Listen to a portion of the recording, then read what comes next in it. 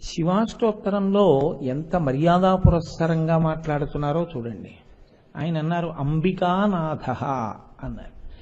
అంబికానాథ, అంబిక అంటే ఎవరు? జగన్మాతృత్వ రూపిణి అంబిక. జగత్తుకంతటికీ అమ్మ ఎవరో ఆవిడ్ని అంబిక అంటారు. అంబిక పేరుగా కాదు అక్కడ వాడింది. అంబిక అంటే ఎవరు అన్నది మీరు చూడవలసి ఉంటుంది. మీకు నాకు కాదు, సమస్త జగత్తుకి ఆవిడ ఆబ్రహ్మకీట జనని.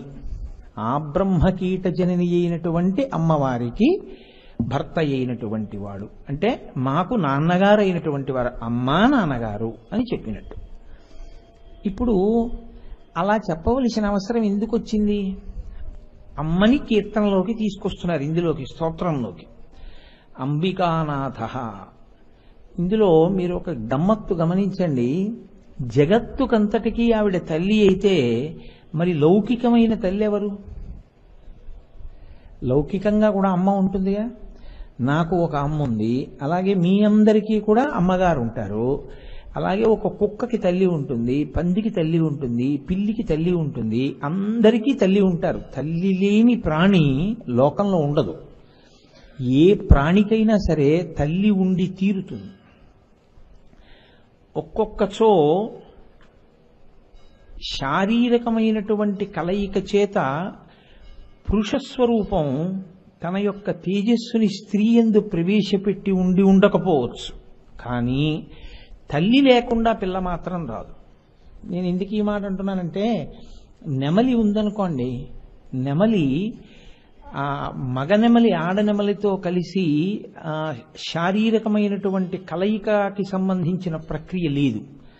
అది కేవలం మగనెమలి నల్లటి మబ్బుని చూసి సంతోషంతో నాట్యం చేస్తే దాని కంటి వెంట పడేటటువంటి ఆనంద ధారని ఆడనెమలి వెళ్ళి పట్టుకుని మింగుతుంది, మింగి గర్భం ధరిస్తుంది. మగనెమలి యొక్క స్పర్శ తిన్నగా ప్రత్యక్షంగా లేకపోవచ్చు, కానీ తల్లి లేకుండా పిల్లలు మాత్రం రారు. తల్లి ఉండి తీరాలి లోకంలో. ఈ మాతృస్వరూపమునందు లోకంలో బిడ్డలు పుట్టడము అనేటటువంటి ప్రక్రియ కొరకు అమ్మవారే తన అనుగ్రహంతో జీవుల యందు ప్రత్యేకించి స్త్రీ స్వరూపమునందు ప్రవేశించి ఆ మాతృత్వం అనేటటువంటి స్థితిని కల్పిస్తుంది. మీకు అందుకే చూడండి, మాతృత్వమునందు ఉండేటటువంటి ఒకే ఒక లక్షణం ఏమి అంటే నిర్హేతుక దయ. మిగిలిన వాటికి హేతు ఉంటుంది. నిర్హేతుకమైనటువంటి దయ ఎవరిది అంటే అమ్మ ఒక్కదాందే. నేను మీకు ఒక ఉదాహరణ చెప్తే మీరు బాగా పట్టుకుంటారు. అందరికీ అందమైన శిశువులే జన్మించాలనేం లేదు, వికృతమైనటువంటి శిశువులు జన్మిస్తారు. కొంతమందికి ఎదుగుదల లేకుండా ఉండిపోతారు, మానసికమైనటువంటి పరిణితి లేకుండా అలా ఉండిపోతారు. 40 ఏళ్ళు వచ్చినా 50 ఏళ్ళు వచ్చినా అలాగే ఉండిపోతారు. కానీ అమ్మతనం మాత్రం చెక్కు చెదరదు. పిల్లవాడు ఎంత బలహీనుడైతే అమ్మతనం అంత గట్టితనాన్ని పొందుతుంది. అమ్మ వెంపర్లాట అంతా దేనికోసం అంటే, అయ్యో వీడు చాలా అమాయకుడు, వీడికి ఏం తెలియదు, వీడికి బలం లేదు, వీడెలా వృద్ధిలోకి వస్తాడు, వీడిని ఎవరు చూస్తారు, వాడి గురించే అమ్మ వెంపర్లాట ఉంటుంది. అందుకే తన శరీరములో వేరొక ప్రాణి ఊపిరి పోసుకోవడానికి బయటికి వచ్చినటువంటి ప్రాణికి ఉత్తర క్షణం తన శరీరంలో ఉన్నటువంటి శక్తినే ఆహారంగా మార్చి ఇచ్చేటటువంటి ప్రక్రియ, పుట్టినటువంటి ఆ గుడ్డుని, ఆ శిశువుని, ఆ పసికందుని వెంటనే ప్రేమతో ఆలింగనం చేసుకునేటటువంటి స్వభావము స్త్రీ యందు అమ్మవారు నిక్షేపించింది.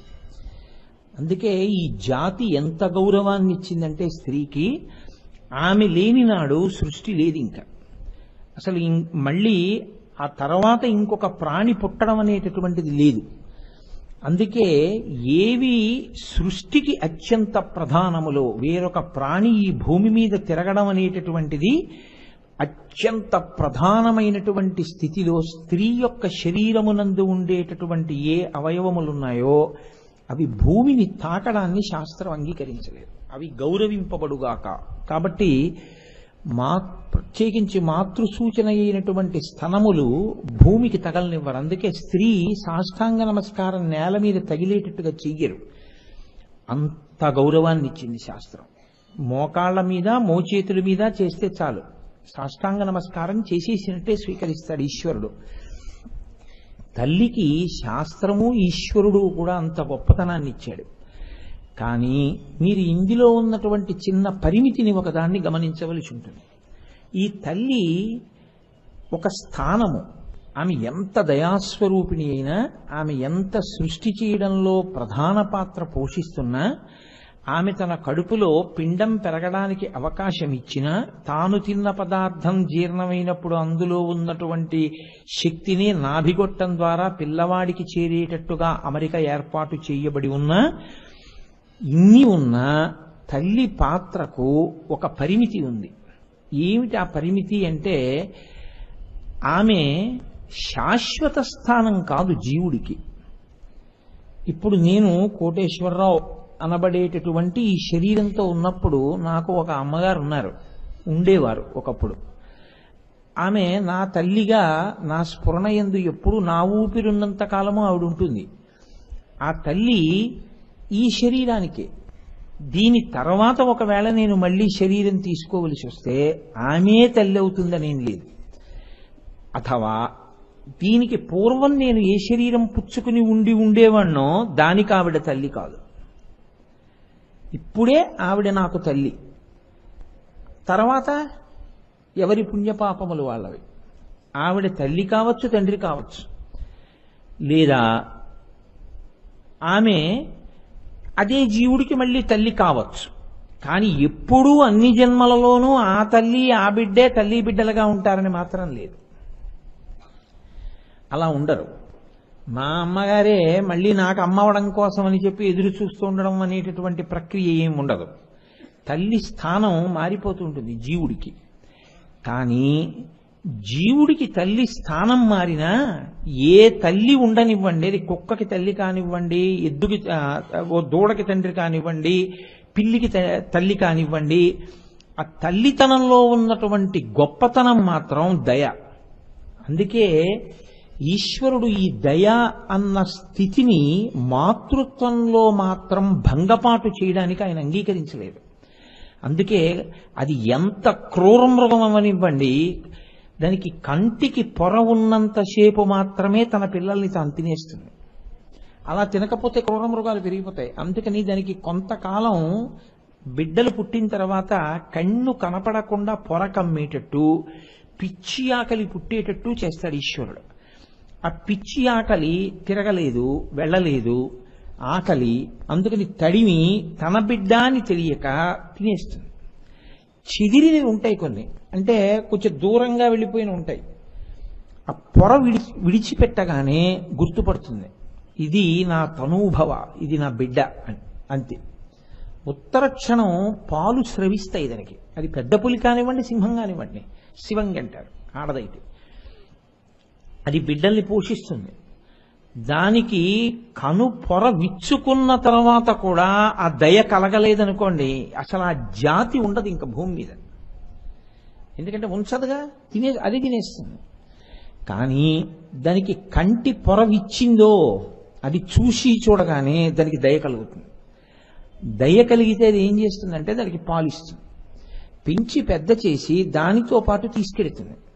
తాను వేటాడుతుంది, దానికి వేట నేర్పుతుంది, తాను తింటుంది, దానికి పెడుతుంది.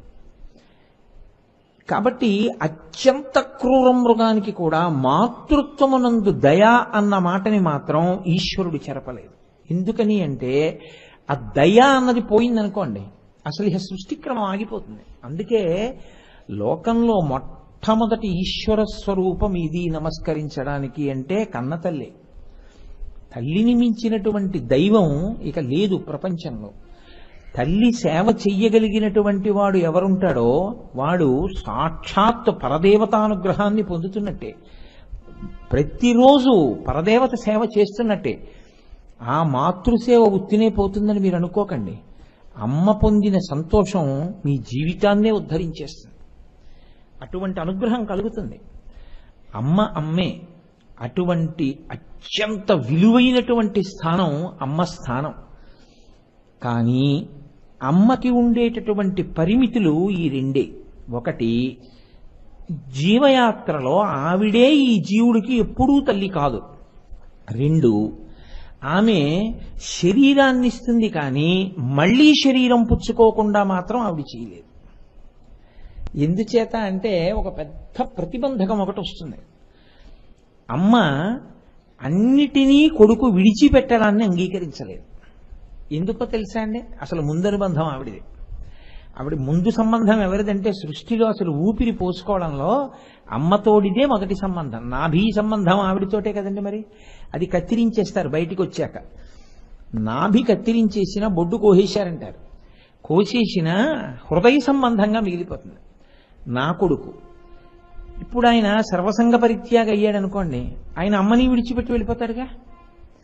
అందుకని తల్లి జ్ఞానమును పొందడానికి యోగ్యమైనటువంటి స్థితిలోకి కొడుకు ఎదిగి వైరాగ్యమును పొందడాన్ని తల్లి అంగీకరించలేదు. ఎందుకంటే తల్లికి ఎప్పుడూ కోరిక ఉంటుందో తెలుసా? కొడుకు అలా కళ్ళ ముందు తిరుగుతుండాలి తప్ప, కళ్ళ ముందు కొడుకు తిరగకపోయినా పర్వాలేదు అని ఎవరైనా తల్లి అనగలిగితే ఆవిడ చాలా అసాధారణమైనటువంటి వ్యక్తిత్వము అని చెప్పవలసి ఉంటుంది. ఆర్యాంబ చాలా గొప్పది, మహాతల్లి ఆర్యాంబ. సాక్షాత్ శంకర భగవత్పాదులకు తల్లి. అటువంటి తల్లి శంకర భగవత్పాదుల యొక్క అన్ని ప్రజ్ఞా విశేషాలు చూసినా సన్యసించడానికి అంగీకరించగలిగింది ఆవిడ. శంకరాచార్యుల వారు మార్గాన్వేషణం చేయవలసి వచ్చింది. ఆయన నదీ జలాలలో నిలబడి ఉండగా దుర్వాసో మహర్షి యొక్క శాపం చేత మొసలి వచ్చి పట్టుకుంది. ఆయనకి కాదు శాపం, ఆ మొసలికి. ఆ మొసలి వచ్చి పట్టుకుంది ఒక గంధర్వుడు. పట్టుకోగానే ఆయన అడిగారు, అమ్మా ఇప్పుడు ఈ మొసలి నన్ను చంపేస్తుంది, నేను సన్యాసం తీసుకుంటాను. ఇక్కడ ఆతురత సన్యాసం అంటే అక్కడికక్కడ తీసేసుకుంటాను. తీసుకున్నానా పునర్జన్మ, కాబట్టి ఇప్పుడు నా శరీరాన్ని మొసలి తిన్నా నేను తరిస్తాను, నువ్వు తరిస్తావు. నువ్వు వద్దన్నావా నేను ఏ సంస్కారము పొందకుండా వివాహం అవి అవ్వకుండానే మొసలి నోట పడిపోతాను, ఏం చేయమంటావు అన్నాడు. అమ్మకి మార్గం లేకంది, తీసుకో అంది. సన్యస్తోహం, నేను సన్యసించుతున్నాను అన్నారంతే, మొసలు తెలిసింది. ఇప్పుడు బయటికి వస్తే శంకరాచార్యుల వారు తల్లి ఒప్పుకోల. ఆయన నచ్చ చెప్పారు అమ్మకి. ఏమని చెప్పవలసి వచ్చిందంటే, అమ్మా నీ ప్రాణోత్క్రమణం అవుతూ ఉండగా నన్ను నువ్వు స్మరిస్తే ఎక్కడ ఉన్నా నేను వస్తానమ్మా అన్నారు. తల్లితోటి అనుబంధం అంత సామాన్యమైనటువంటి విషయము అని మీరు అనుకోకండి. తల్లికి గురువుకి ఉండే సంబంధం ఏమిటో లోకంలో చూపించినటువంటి మహాపురుషుడెవరో తెలుసా అండి? కంచికామకోటి పీఠాధిపత్యం వహించి మహాపురుషుడై అసలు సనాతన ధర్మపు ఖ్యాతిని ప్రపంచపు దశ దిశల ప్రకాశింపచేసినటువంటి మహాపురుషుడు చంద్రశేఖరేంద్ర సరస్వతి మహాస్వామి వారు. ఆయన శతాయుష్కులై చిట్ట చివరి శరీరాన్ని విడిచిపెట్టేద్దాం అనుకుంటూ ఉండగా ఆయన దగ్గర ఉన్నటువంటి శిష్యులు విజయేంద్ర సరస్వతి, శంకర విజయేంద్ర సరస్వతి స్వామి వారు కూడా ఇద్దరూ వచ్చి ఎక్కడికో పనుంది చెన్నై వెడుతున్నా ఉన్నారు, వెళ్ళి రండి అన్నారు. దగ్గర ఉన్న పరిచారికుడిని కూడా అందరూ భోజనాలు చేస్తున్నారు, వెళ్ళిపో అని పంపించేశారు. ఏదో స్కూల్కి పట్టుకెడుతూ ఆయన తల్లిగారు మహాలక్ష్మమ్మ గారి యొక్క ఫోటో పట్టుకెడుతున్నారు ఆ రోజున. అది తెప్పించి అక్కడ పెట్టమన్నారు. పెట్టమని ఒకసారి తేరిపారి అమ్మగారి ఫోటో వంక చూశారు. ఈ శరీరం రావడానికి కారణం ఈవిడే. ఈ శరీరం అంటూ ఉండబట్టి కదూ సాధన చేశావు, కాబట్టి ఈ శరీరాన్ని ఆవిడ ఇచ్చారు. ఆయన ప్రతిరోజు ఉదయ స్నానం చేయగానే కలవై వంక చూస్తారు. గురువుగారు శరీరంతో ఉన్నప్పుడు ఉన్న ప్రదేశం కలవై. కలవై ఎటుందో అటు తిరిగి నమస్కారం చేసేవారంటే గురువుగారు ఉన్న దిక్కుకి నమస్కరించేవారు. అది గురుభక్తి అయింది. అకస్మాత్తుగా మధ్యాహ్నం వేళ కలవైకి నమస్కరించారు, అంతే ప్రాణోత్క్రమణం అయిపోయి. అంటే ఆయన నిరూపించారు ఆఖరి శ్వాసలో కూడా దక్షిణామూర్తిగా మౌనంతో నిరూపించారు. ఇది ఇచ్చింది అమ్మ. నాన్నగారు కూడా అమ్మ అన్నప్పుడు మీరు నాన్నగారిని కూడా తీసుకోవాల్సి ఉంటుంది. ఇందులోకి మళ్ళీ రాకుండా చేసిన వారు గురువుగారు. కాబట్టి అమ్మ తొట్టతొదసారి శరీరంతో తిరగడానికి కావలసిన సాధనాన్ని ఇచ్చిన నీకు నమస్కారం. ఇక మళ్ళీ ఇందులోకి రాకుండా జ్ఞానం ఇచ్చినటువంటి గురువు గారు మీకు నమస్కారం, అంతే, విడిచిపెట్టారు. అది తల్లికి గురువుకి. ఇంకా నేను ఇంతకన్నా చెప్పడం చాలా కష్టమని నేను పరమాచార్య స్వామి వారి జీవితంలో ఘట్టంతో అన్వయం చేశాను. తల్లి గురువు అంత దగ్గర సంబంధంతో ఉంటారు. కానీ తల్లికి ఉండేటటువంటి పరిమితి మాత్రం ఎప్పుడూ దీంట్లో ఉండాలని, అతను సంతోషంగా తిరుగుతూ ఉండాలని, పెళ్లి చేసుకోవాలని, పిల్లలతో ఉండాలని, అందరిలా సంసారం చేయాలని, అందరిలా ఏదో సుఖము అన్న మాట ఏదుందో దానికి అతను ఆలవాలము కావాలని కోరుకుంటూ ఉంటుంది. ఇటువంటి తల్లి ఎవరైతే ఉందో ఆ తల్లి మళ్లీ శరీరములోకి రాకుండా కావలసినటువంటి జ్ఞానాన్ని మాత్రం ఆమె అనుగ్రహించలేదు. సాధారణంగా తల్లి అలా చేసేటటువంటి అవకాశం లోకంలో ఉండదు. కానీ ఒక్క పరాశక్తి మాత్రం ఆవిడేం చేస్తుందంటే మళ్లీ ఈ లోకంలోకి రావలసిన అవసరం లేని విడుదల కల్పిస్తుంది. జన్మయందుండే లక్షణం ఏమిటో తెలుసా అండి? శరీరంలోకి రావడంలో తల్లి తండ్రి వీళ్ళిద్దరిది ప్రధాన భూమిక. తండ్రి తన తేజస్సుని సుక్షేత్రమునందు ప్రవేశపెడతాడు. తండ్రి గారు ప్రధాన కారకుడు. రామచంద్రమూర్తి అయోధ్యకాండలో అదే అంటాడు, తండ్రిని మించిన దైవము లేడు. ఎందుకంటే అసలు అస్థి ఇది ఉన్నది అంటే కారణం తండ్రి గారే. ఆయనే మళ్లీ తాను భూమి మీద తిరగడానికి వీలుగా తన రూపము ఈ భూమి మీద తిరగడానికి తన హృదయము నుంచి కదిలినటువంటి తేజస్సుని తన భార్య యందు నిక్షేపించాడు. కాబట్టి తండ్రి యొక్క తేజస్సు మొదట కదిలితే ఈ శరీరము రావడానికి కారణమవుతోంది. కదిలిన తేజస్సుని పట్టి లోపల పిండంగా మారడానికి కావలసినటువంటి గర్భాలయాన్ని ఇచ్చినటువంటిది అమ్మ. అమ్మ నాన్నగారు ఈ ఇద్దరూ లేకపోతే అసలు ఇవాళ నేనున్నాను అన్న మాట లేనేలేదు. ముందు వాళ్ళిద్దరు ఉండబట్టి ఇది ఉంది. కాబట్టి తల్లిదండ్రులని స్మరించనివాడు, తల్లిదండ్రులను చూడనివాడు, తల్లిదండ్రులకు నమస్కరించనివాడు, తల్లిదండ్రులు శరీరం విడిచిపెడితే తద్దినం పెట్టనివాడు, తల్లిదండ్రుల ఫోటో ఇంట్లో లేనివాడు ఎంత మంచివాడుగా కనపడ్డా మీరు స్నేహం చెయ్యక్కర్లేదు. ఎందుకంటే వాడిని మించిన కృతజ్ఞుడు ప్రపంచంలో ఇంకోళ్ళేడు. అసలు వాడు ఉన్నాడు అనడానికి ఎవరు కారణమో వాళ్ళ గురించే వాడికి ఏమీ పట్టింపు లేదు. వాడు మీ గురించి పట్టించుకుంటాడని మీరు ఎలా నమ్ముతారు? వాడితో మీకెందుకు స్నేహం?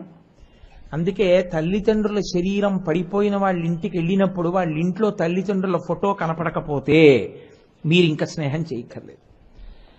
తల్లిని తండ్రిని చూడడం అన్నది చేతకాని వాడైతే వాడితో కూడా స్నేహం అక్కర్లేదు. తల్లి తండ్రి అంత గౌరవనీయమైనటువంటి స్థానం, అంత పూజనీయమైనటువంటి స్థానం. ఒక వ్యక్తి స్థాయిలో, ఒక జీవి స్థాయిలో తల్లిదండ్రులు అంత గొప్పవాళ్ళైతే జగత్తుకంతటికీ తల్లిదండ్రులు పార్వతీ పరమేశ్వరులు. అందుకే సంస్కృత భాష నేర్చుకునే వాళ్ళందరూ ముందు చెప్పే ప్రార్థనా శ్లోకం ఏమిటంటే వాగర్ధావివ సంపృక్తౌ వాగర్ధ ప్రతిపత్తయే జగత పితరౌ వందే పార్వతీ పరమేశ్వరౌ. వాళ్ళిద్దరు ఎలా కలిసి ఉంటారు అంటే వాక్కు అర్థము ఈ రెండు ఎంతగా కలిసి ఉంటాయో పార్వతీ పరమేశ్వరులు అంతగా కలిసి ఉంటారు. వాళ్ళు ఒక జీవుడికి తల్లిదండ్రులు కారు, సమస్త జగత్తుకి తల్లిదండ్రులు. మాతా చ పార్వతీదేవి పితాదేవో మహేశ్వర బాంధవ శివభక్తాశ్చ స్వదేశో భువనత్రయం. ఆ పార్వతీ పరమేశ్వరుల యొక్క బిడ్డలైనటువంటి వాళ్ళని తల్లిదండ్రుల్ని స్మరించేటటువంటి భక్తులు ఎవరున్నారో వాళ్ళు మాకు బంధువులు. తల్లిదండ్రుల్ని స్మరించని వాళ్ళు ఎవరున్నారో ఆ పార్వతీ పరమేశ్వరుల్ని స్మరించని వాళ్ళు వాళ్ళతో మాకు బంధుత్వం అక్కర్లేదు. కాబట్టి మాతా చ పార్వతీదేవి పితాదేవో మహేశ్వర బాంధవా శివభక్తాశ్చ స్వదేశో భువనత్రయం. భువనత్రయం మా ఇల్లు. అలా చెప్పారు శంకర భగవత్పాదులు. ఎందుకని? జగద్గురువులు కనుక మనం చేరవలసిన మార్గాన్ని నిర్దేశం చేశారు. మీరు చూడండి, లోకంలో పోషణ అని ఒక మాట ఉంటుంది. ఇది బయటికి వచ్చిన తరువాత పోషణలో కొంత వయసు దాటిపోయిన తరువాతది మాత్రమే మనకి తెలుసు. మా అమ్మగారు నాకు పాలిచ్చి పెంచినటువంటి స్థితి నాకు జ్ఞాపకంలో లేదు. నాకు కాదు, ఎవరికీ జ్ఞాపకం ఉండి ఉండకపోవచ్చు. కానీ మా అమ్మగారు పరమ సంతోషంగా నాకు ఇష్టమైనటువంటి పదార్థాలు నేను చిన్నతనంలో ఏవి ఇష్టపడి తినేవాణ్ణో అవి మా అమ్మగారు ఎంతో ప్రేమతో నాకు వండి పెట్టినటువంటి రోజులు నా ఊపిరి ఉన్నంత కాలం నాకు జ్ఞాపకం ఉంటాయిగా. నా పుట్టినరోజు వస్తే నీకేం కావాలి అని నన్ను అడగకుండా నాకు అత్యంత ప్రీతిపాత్రమైన పదార్థాన్ని నా జీవితంలో చెయ్యగలిగినటువంటి మొట్టమొదటి వ్యక్తి మా అమ్మ ఒక్కతే.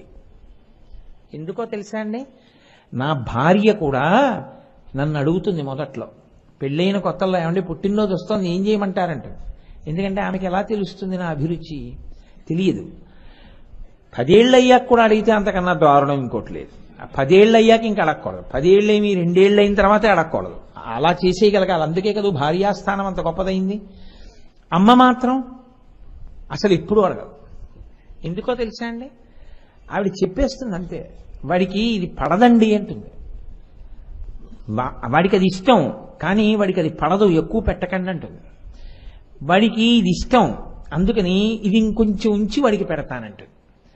ఇది అమ్మతనానికి ఉన్నటువంటి గొప్పతనం. అందుకే అమ్మ అన్న స్థానంతో సమానమైన స్థానమిక ఈ ప్రపంచంలో ఉండదు.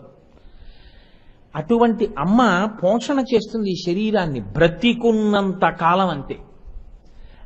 ఆవిడికి మనం పెట్టాం అనుకుంటాం కానీ ఆవిడ అసలు లోపల ఎప్పుడు ఏమంటుంటుందో తెలుసా అండి, వీడు తిన్నాడే, వీడు తిన్నాడే, వీడు తిన్నాడా అంటుంటుంది. అమ్మ అన్న మాటకు అర్థం బిడ్డ తిన్నాడా అని పలవరించడమే. ఇది మీకు వండి పెట్టడం దగ్గర బహుశా మీకు తెలుసు. అంతకు పూర్వం ఆవిడ మీకు పసిబిడ్డడిగా ఉన్నప్పుడు పాలు పట్టింది, అది తెలియదు. అంతకన్నా ముందు ఈ కడుపులో మీరు జీవుడిగా అమ్మ కడుపులో ఉన్నారు, అప్పుడు కూడా జీవుడికి ఆకలి ఉంది. అమ్మ పెట్టినటువంటి పదార్థం లోపలికి వెళ్ళకపోతే పిండం ఎలా పెరిగిందండి? సగం కాలిపోయిన శవం ఎంత భయంకరంగా ఉంటుందో సగం పెరిగిన పిండం అంతే భయంకరంగా ఉంటుంది లోకంలో.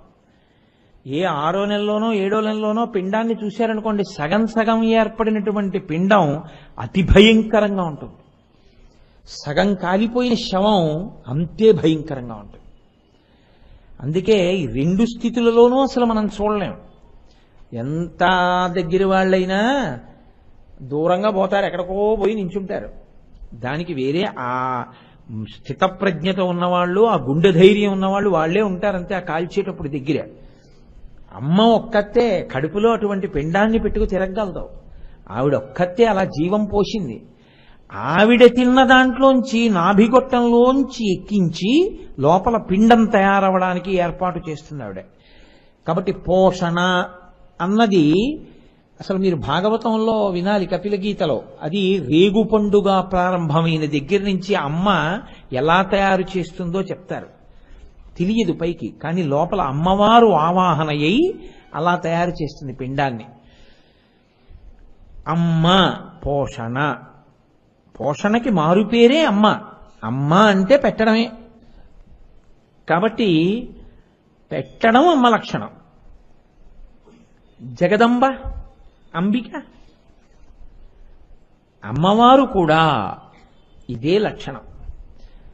మనకి మన అమ్మ వరకే తెలుసు. మన అమ్మకున్నటువంటి పరిమితి ఏమిటంటే, నాకు పెట్టవలసి వచ్చి మా ఎదురింటి అబ్బాయి వచ్చి నాతో ఆడుకుంటున్నాడు అనుకోండి, నాకు వాడికి కూడా పెట్టవలసి వచ్చింది అనుకోండి, ఒరే నువ్వు ఇలా రా ఓసారి అని తలుపేసి ఒక్క లడ్డూయే ఉంటే మా అమ్మ బహుశా నాకు ఒక్కడికే పెట్టి, తినేసావా మంచినీళ్ళు తాగి ఆ నోట్లో మళ్ళీ ఆ లడ్డూ తిన్న శేషం కనబడితే బాగుండదు, మింగు అని నీళ్లు మింగించేసి తలుపు తీసి వెళ్ళి ఆడుకో అంటే, ఉన్న ఒక్క లడ్డుని 2 ముక్కలు చేసి కూడా పెట్టలేదమ్మ, కొడుకే తినాలి. ఎదురింటి పిల్లవాడిని నన్ను ఒక్కలా అమ్మ చూడగలదా అంటే నేను అంత కితాబ్ ఇవ్వలేను. తల్లి అలా చూడగలిగితే తల్లితనానికి ఒక విస్మృతి వచ్చేస్తుంది. అలా ఉండదు. ఏ బిడ్డ మీద ఆ తల్లికి మమకారం. జగన్మాతకి అలా ఉండదు. ఆవిడ చీమ నుంచి ఏనుగు వరకు సమస్త జీవకోటికి ఆవిడ తల్లి. అది అంబిక అంటే. ఇప్పుడు అసలు సృష్టి అన్న మాట ఎక్కడ ఏర్పడిందండి? తండ్రి తల్లి కలయికలో కదూ పిండానికి పోషణ పిండం ఏర్పడ్డం. ఇప్పుడు ఈ జగత్ ఏర్పడాలంటే ఆద్య కుటుంబినే, మొట్టమొదట తల్లిదండ్రులు ఉండాలి దీనికి. ఎవరు మొదటి తల్లిదండ్రులు? పార్వతీ పరమేశ్వరులే. పార్వతీ పరమేశ్వరులు మొదటి తల్లిదండ్రులైతే శివుడికి ఇచ్చ ఉండాలి కదూ. ఈ సృష్టి చెయ్యాలన్న ఇచ్చ ఏర్పడితేనే కదూ అసలు పార్వతీదేవి ఈ లోకాల్ని సృజించడం అన్న మాట వస్తుంది. ఆయన కామేచ్ఛ లేనివాడు, కాముణ్ణి కాల్చేశాడు ఆయన. అందుకొచ్చింది ఆవిడ గౌరవం. శివనామంలో శివాష్టోత్తరంలో ఆవిడ్ని స్తుతి చెయ్యవలసిన అవసరం ఎందుకు వచ్చిందో తెలుసా అండి? జీవులు జీవులుగా ఉండిపోతారు, వాళ్ళకి అసలు శరీరాలు లేవు. శరీరం ఉంటే కదా. ఇది తెప్ప. నది ఉందండి, మీరు నది ఆవలి ఒడ్డునున్నారు, అన్నీ ఉన్నాయి, తప్పే లేదు. ఇంకో గంటలో వరదొచ్చేస్తోంది, పైనుంచి వర్షాలు పడ్డాయన్నారు. దాటడానికి మీకేం కావాలి? మీకు ఇతరత్ర మీ దగ్గర చెక్కు బుక్కులు, ఎల్ఐసి పాలసీలు, ఎడ్యుకేషనల్ క్వాలిఫికేషన్స్, మీ స్వర్ణ కంకణాలు, మీ ఉంగరాలు, మీ వాచీలు, ఇవన్నీ మిమ్మల్ని నేను రక్షించవు. ఒక తెప్ప ఉంటే మీరు దాటుతారు ఇట్నించటు. ఈశ్వరుణ్ణి చేరడానికి కావలసినటువంటి తెప్ప ఈ శరీరం. దీంతోనే పుణ్య సాధన చెయ్యాలి, ధర్మాచరణం చెయ్యాలి. మరి ఈ శరీరం రావాలంటే లోకంలో జీవకోటి ఎంత శరీరాలు పొందాలి, పాపపుణ్యాలు క్షయమైపోతుండాలి. ఏదో శరీరాల్లోకి వెళ్ళాడనుకోండి, వాడు పాపం పోతుంది, పోయి ఎప్పుడో అప్పుడు వస్తాడు మనుష్య జన్మలోకి. మనుష్య జన్మలోకి వచ్చిన వాడు సాధన చెయ్యాలి. ఇవన్నీ జరగాలి అంటే, ఉపాధులు రావాలి అంటే పరమేశ్వరుడికి ముందు ఇచ్చ కలగాలి, సృష్టి చేద్దామని. ఆయనకి సృష్టి చేద్దామన్న ఇచ్చ లేకపోగా లోకమంతా సృజింపబడితే బావుండును అన్న కోరికతో మన్మధుడు ఎదురుగుండా పెడితే మన్మధుడిని కాల్చేశాడు. మన్మధుణ్ణే కాల్చేసిన వాడు ఇంకా లోకాన్ని ఎలా ఏం సృష్టిస్తాడండి?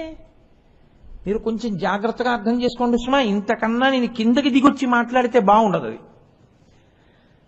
ఆడపిల్లకి పెళ్ళయి భర్త వచ్చి భర్త స్థానంలో ఉన్నటువంటి వ్యక్తి భార్య యందు అనురాగ దృష్టితో చూస్తే కదూ సంతానం కలగడం.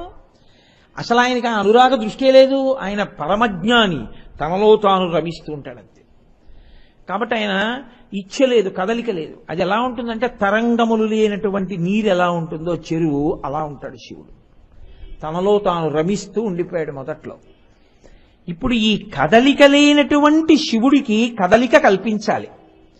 ఎవరు కల్పించాలి లోకంలో అంటే, ఇంతకన్నా మార్గం లేక నేను ఇలా చెప్పవలసి వస్తోంది. నేను అనబడేటటువంటి లోపల ఉన్న జీవుడు అన్న స్థాయిలో ముందనుకోండి. జీవుడు ఈ శరీరంతో బయటకు వస్తే కదూ నేను ఉపన్యాసం చెప్పడం, దీంతో వస్తే కదో సంధ్యావందనం చేయడం, దీంతో వస్తే కదో గుడికి ప్రదక్షిణం చేయడం, దీంతో వస్తే కదూ నేను ఈశ్వరుణ్ణి చేరుకునే మార్గానికి వెళ్ళడం. అసలు నేను ఈ శరీరంలోకి రావాలంటే మా నాన్నగారి తేజస్సు మా అమ్మగారిలోకి ప్రవేశించాలా?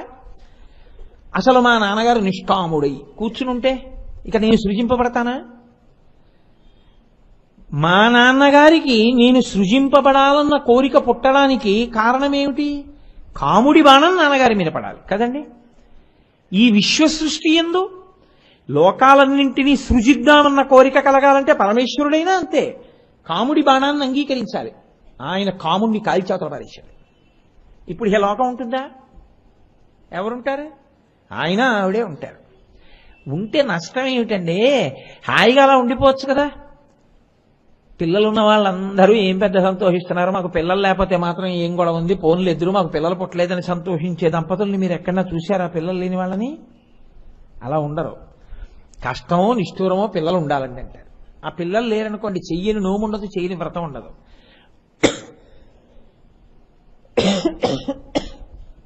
మాతృత్వము చేత తప్ప స్త్రీకి పరిపూర్ణత లేదు. అమ్మవారు మాత్రం ఎలా పరిపూర్ణత పొందుతుంది మాతృత్వం లేకుండా? మనం అందరం ఉండద్దు, ఉంటే కదా ఆవిడికి సంతోషం. కాబట్టి ఇప్పుడు ఆవిడంది, ఓయ్ పిచ్చి మన్మధుడా, నువ్వా ఈయన్ని సృష్టికి సుముఖుణ్ణి చెయ్యగలిగిన వాడివి? నువ్వా? ఈయన మళ్ళీ నాయందు అనురక్తుడై నా వలన బిడ్డల్ని పొందడానికి ఇష్టపడి తండ్రిగా వచ్చి నా పక్కన కూర్చునేటట్టు నువ్వు చేయగలవా? నీ వల్ల కాదు. ఆవిడ ఏం చేసిందో తెలుసా అండి? ఏకకాలమునందు 2 ప్రయోజనములను సాధించింది. ఇది పెద్ద రహస్యం, మీరు చాలా జాగ్రత్తగా పట్టుకోవాలి. మన్మధుడు చెరుకు విల్లు పట్టుకుంటాడు, పుష్పబాణాలు పట్టుకుంటాడు. ఈ రెండూ పట్టుకున్న మన్మధుడు పుష్పబాణాలు చెరుకు విల్లుకి సంధించి పరమశివుడి మీద వేశాడు, కాలిపోయాడు. ఇప్పుడు లేడు, మన్మధుడు లేడు.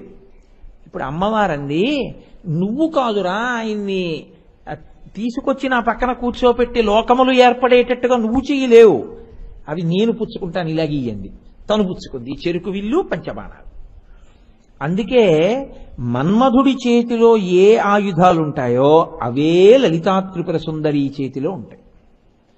ఆయన ధను పౌష్పం మౌర్వీ మధుకరమయీ పంచవిశిఖ వసంతు సామంతో మలయమరుదాయోధనరద తథాప్యేక సర్వం హిమగిరిసుతే కామపి కృపాం అపాంగత్తే లబ్ధ్వా జగదిదమనంగో విజయతే అంటారు శంకరాచార్యుల వారు సౌందర్యలహరిలో. ఆయన చెరుకు విల్లు, పుష్పబాణాలు, అమ్మవారు చెరుకు విల్లు, పుష్పబాణాలు. ఇప్పుడు ఆవిడ అలా కూర్చుంది. మన్మధుడు అవి పట్టుకుంటే లొంగని శివుడు ఆవిడివి పట్టుకుంటే లొంగి వచ్చి ఆవిడ మెడలో తాళి కట్టి పక్కన కూర్చున్నాడు. ఇది ఆవిడ చేసిన ఉపకారం. చేస్తే ఏమైంది? సృష్టి మొదలైంది. ఆ తర్వాత సృష్టి కొనసాగాలి కదా.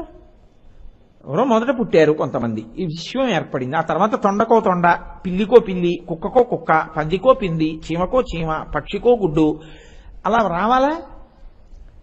అప్పుడు మరి ప్రత్యుత్పత్తి కొనసాగాలంటే ఎవరుండాలి? మన్మధుడు ఉండాలి, లేకపోతే సృష్టి కొనసాగదు. కాబట్టి ఆవిడేం చేసింది? మన్మధుణ్ణి బతికించింది. బతికిస్తే మరి శంకరుడికి కోపం రాదా? అలా ఉంటేనే నీ తండ్రితనం ఉంటుందయా, కోపడతామే అంది. ఆయన కూడా నవ్వి ఊరుకున్నాడు. అంత శాంతపరిచింది.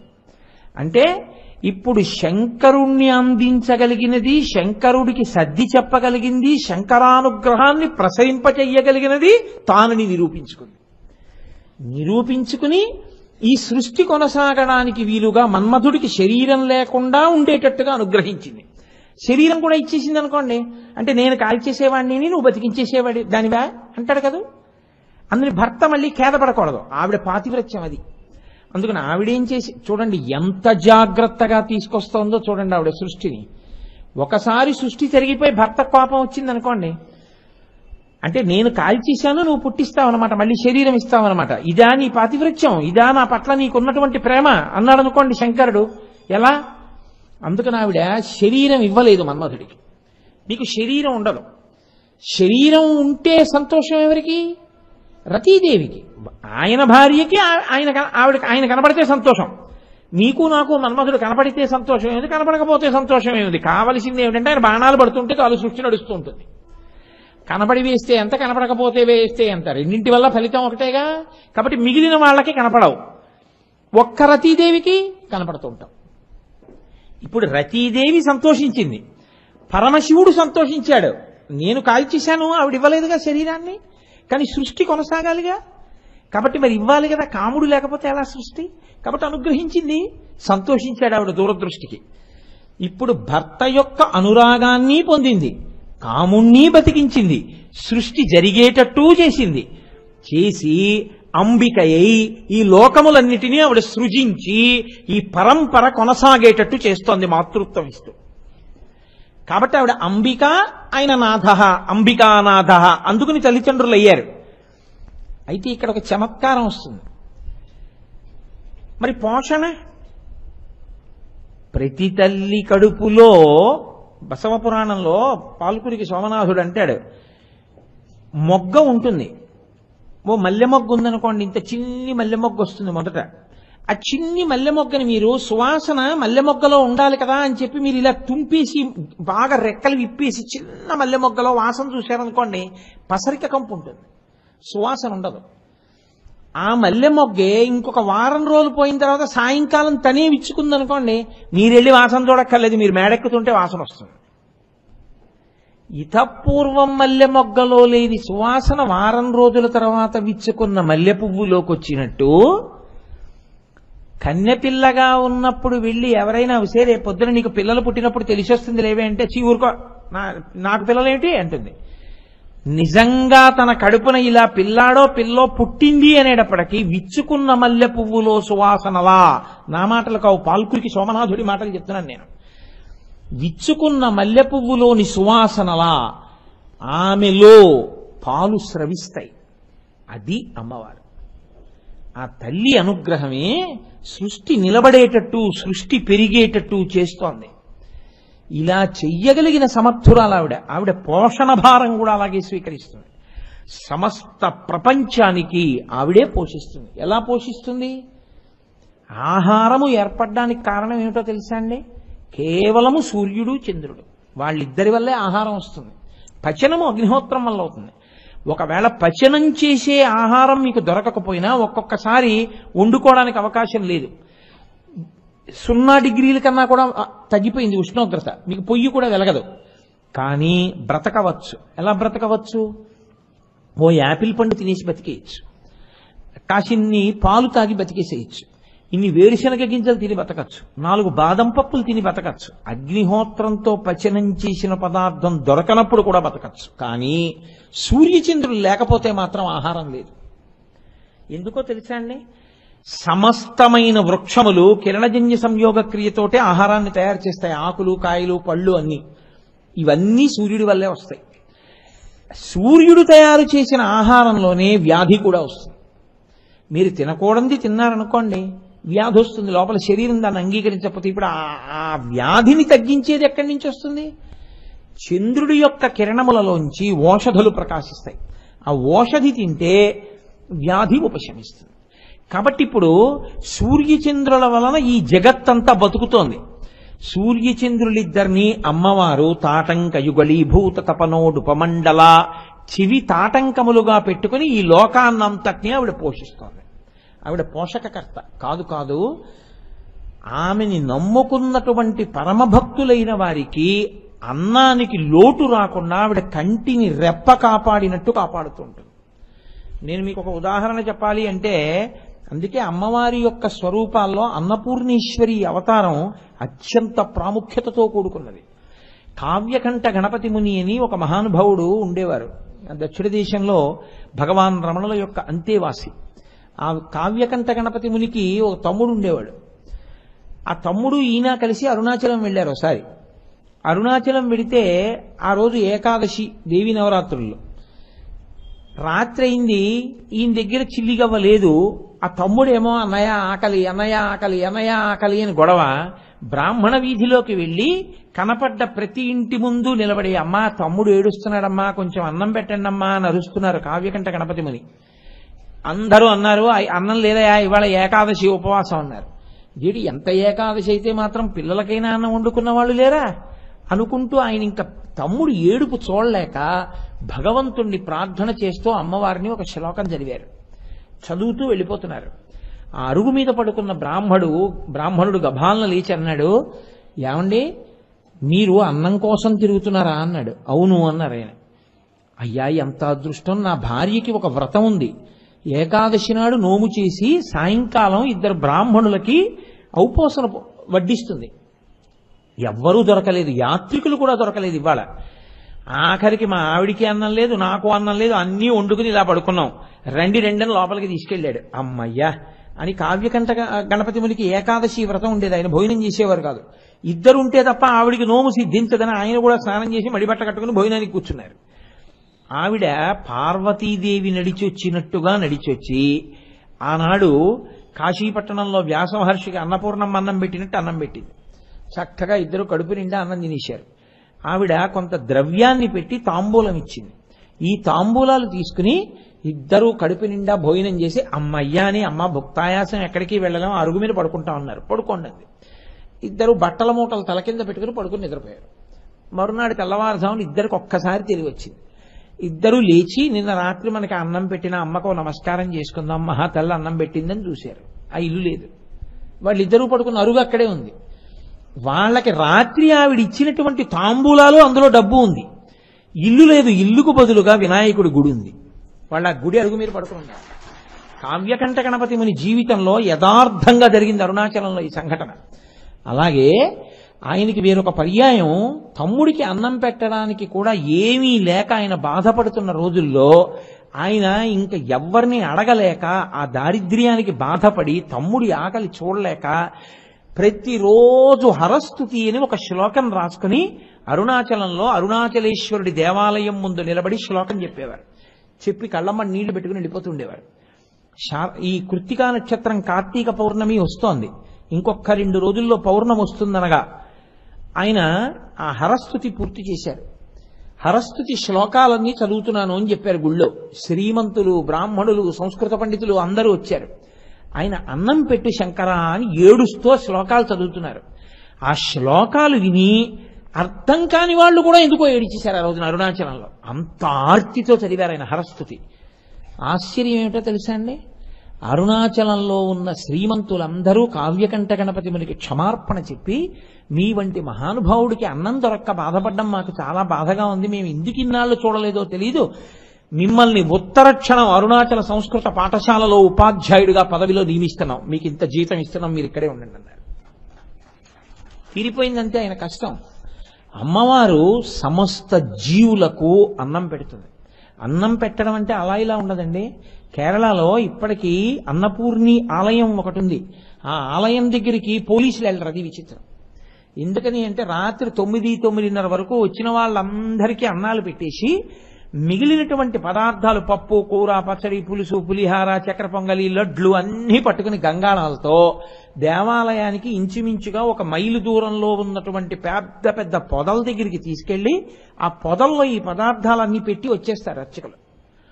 గజ దొంగలు బయటికి రావడానికి భయపడేవాళ్ళు, రక్షక భటులు పట్టుకుంటారేమోనని ఎక్కడో ఉండి అన్నం దొరక్క చచ్చిపోతామని భయం ఉన్నవాళ్ళు ఆ పొదల దగ్గర ఉంటారు. ఈ అన్నం అక్కడ పెట్టి వచ్చేస్తే వాళ్ళు రాత్రి అన్నం తింటారు. అక్కడ మాత్రం రక్షక భటులు కూడా పట్టుకోరు. వాళ్ళ అన్నం తినేస్తే ఆ మిగిలిన ఖాళీ గుండిగలు మరునాడు తెల్లవారుజామున తీసుకొచ్చేస్తారు. అన్నం పెట్టేటప్పుడు అన్నపూర్ణి గొప్పతనం ఏమిటంటే మామూలుగా వీడికి పెట్టచ్చా పెట్టకూడదా అని కూడా ఉండదు, అన్నం పెట్టడమే లక్ష్యంగా పెట్టేస్తుంది. అందుకే చూడండి, దొంగతనం చేసే కొడుకైనా సరే రాత్రి గోడ దూకొచ్చి అమ్మ ఆకలేస్తోందమ్మా అంటే మాత్రం అమ్మ అన్నం పెట్టకుండా ఉండదు. అదే అన్నపూర్ణి లక్షణం, అదే అంబిక. అమ్మవారి యందు ఈ లక్షణం లేకపోతే ఈ లోకము లేదు. అది అంబిక అన్న మాటకు అర్థం. అయితే మీరొక్క మాట పట్టుకోవాలి. బాగుందండి మీరు చెప్పేది, ఆవిడ ఈ సృష్టికి కారణమైంది, ఆవిడే అన్నం పెడుతోంది, ఆవిడే శంకరుణ్ణి తీసుకొచ్చి తండ్రిగా కూర్చోపెట్టింది, ఇదంతా బాగుంది. కానీ అలా కూర్చోపెట్టడం వల్ల, అన్నం పెట్టడం వల్ల మేము గతి తప్పిపోయామే, మేము ఈశ్వరుణ్ణి చేరుకోవట్లేదు, మేము మార్గాన్ని తప్పిపోయి రెండిటి చేత మేము వశులం అయిపోయాం. కామము, క్రోధము, ఇవి 2 ఉంటాయని మీరు అనుకోక్కర్లేదు. కోరిక తీరకపోతే కోపం, కోరిక తీరితే సంతోషం. కోరిక ప్రధానం. ఈ రెండిటిలో జీవితాలు వెళ్ళిపోతున్నాయి. దీనివల్లనే కిందకి కిందకి కిందకి కిందకి కిందకి పడిపోతున్నాడు. పాశము అని ఒక మాట, పాశం ఏం చేస్తుందంటే కట్టేస్తుంది. కట్టేదాన్ని పాశం అంటారు. యమపాశము అంటే యమధర్మరాజు కట్టేసి జీవుణ్ణి లాగేస్తాడు. ఆశాపాశము, ఆశ కట్టేస్తుంది, ఊపిరాన్నివ్వదు, కదలనివ్వదిగా. వీటిని పాశములు అంటారు. అమ్మవారు ఏం చేస్తోంది? అందుకే ఆవిడ యొక్క వైభవం అంబికగా, ఇదే ఆవిడ గొప్పతనం. అందుకే అమ్మవారి ఆరాధన చేసిన వాళ్ళందరూ శివుణ్ణి చేరుతారు. ఆవిడ ఏం చేస్తుందో తెలుసా అండి? లోకంలో చూడండి, తల్లి పిల్లల్ని కొద్ది రోజులు పెంచుతుంది, పాలిచ్చి, వాడు అనుకుంటాడు అమ్మ తప్ప వాడికి ఇంకా లోకం తెలియదు. ఆవిడ నాన్నగారి దగ్గరికి తీసుకెళ్లి, మీ నాన్నగారు రాయినా అమ్మా నువ్వను, కానీ ఆయన్ని మాత్రం నాన్నగారు మీరను. నేను కూడా ఆయన్ని ఏమండి అంటాను, ఎంత ఆప్యాయతైనా ఏమండి అంటాను, నువ్వు కూడా నాన్నగారండి అనాలి, నీకు నాకు ఆయనే గతి అని తండ్రిని పరిచయం చేస్తుంది. అలా ఆవిడ కూడా శంకరుల్లోకి కలిపేస్తుంది. కలపడానికి ఆవిడ చేసే చమత్కారం ఏమిటో తెలుసా అండి? ఆవిడ పట్టుకున్న ఆయుధాలతోటే భక్తి లేని వాణ్ణి మాయలో తిప్పుతుంది. ఆవిడ పట్టుకున్న ఆయుధాలతోటే భక్తి కలిగిన వాణ్ణి శివుల్లో కలుపుతుంది. ఆవిడ పట్టుకున్న ఆయుధాలతోటే మన్మధుడు మళ్ళీ ఆయుధాలు ప్రయోగించకుండా రక్షిస్తుంది. ఆవిడ పట్టుకున్న ఆయుధాలతోటే పరమశివుణ్ణి తండ్రిగా తీసుకొచ్చి పక్కన కూర్చోబెడుతుంది. 4 ప్రయోజనములు సాధిస్తుంది. ఇది ఆవిడ గొప్పతనం. అందుకని ఆవిడ అంబికా. కలిపి మీరు అమ్మగా చూస్తే వందే మాతరం, వందే మాతరం, సుజలాం సుఫలాం మలయజ శీతలాం సస్య శ్యామలాం. ఒక శంకర భగవత్పాదులు ఎలా చూశారో బకించంద్ర చటర్జీ అలా చూశాడు.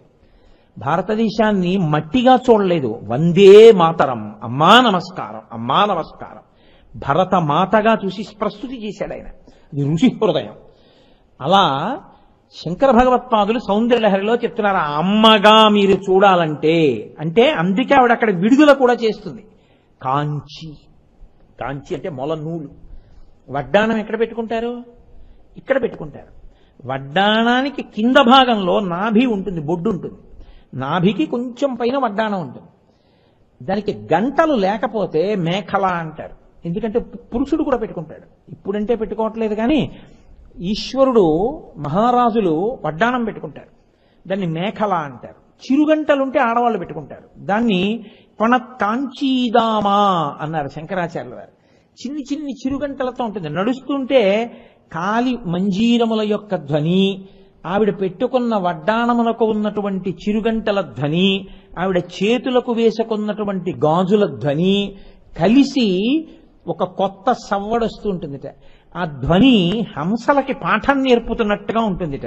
ఆవిడ నడకలు చూసి హంసలు తడబడి కిందబడి లేస్తూ నడక నేర్చుకుంటాయిట. శంకరాచార్యులు వారు సౌందర్యలహరిలో చెప్తారు. కాబట్టి అటువంటి తల్లి కొణత్కాంచీదామాకరికలభ కుంభస్తననత పరిక్షీణా మధ్యే. ఆవిడ నడుము ఎంత ఉంది? ఇంత జగత్తుని కన్నా సన్నటి నడుము. ఎందుకని? సాముద్రికం ప్రకారం చాలా లావుగా ఉన్నటువంటి స్త్రీ సుఖమైనటువంటి ప్రసవాన్ని చేసి ఎక్కువ మంది బిడ్డల్ని కనలేదు. సన్నటి నడుమున్న స్త్రీ ఎక్కువ మంది బిడ్డలకి జన్మనివ్వగలదు. అది కూడా ఏ ఇబ్బంది లేకుండా ఆవిడికి ప్రసవం అవుతుంది. సన్నటి నడుమున్న వ్యక్తి జగన్మాతృత్వమునకు అర్హత కలిగినది అని గుర్తు.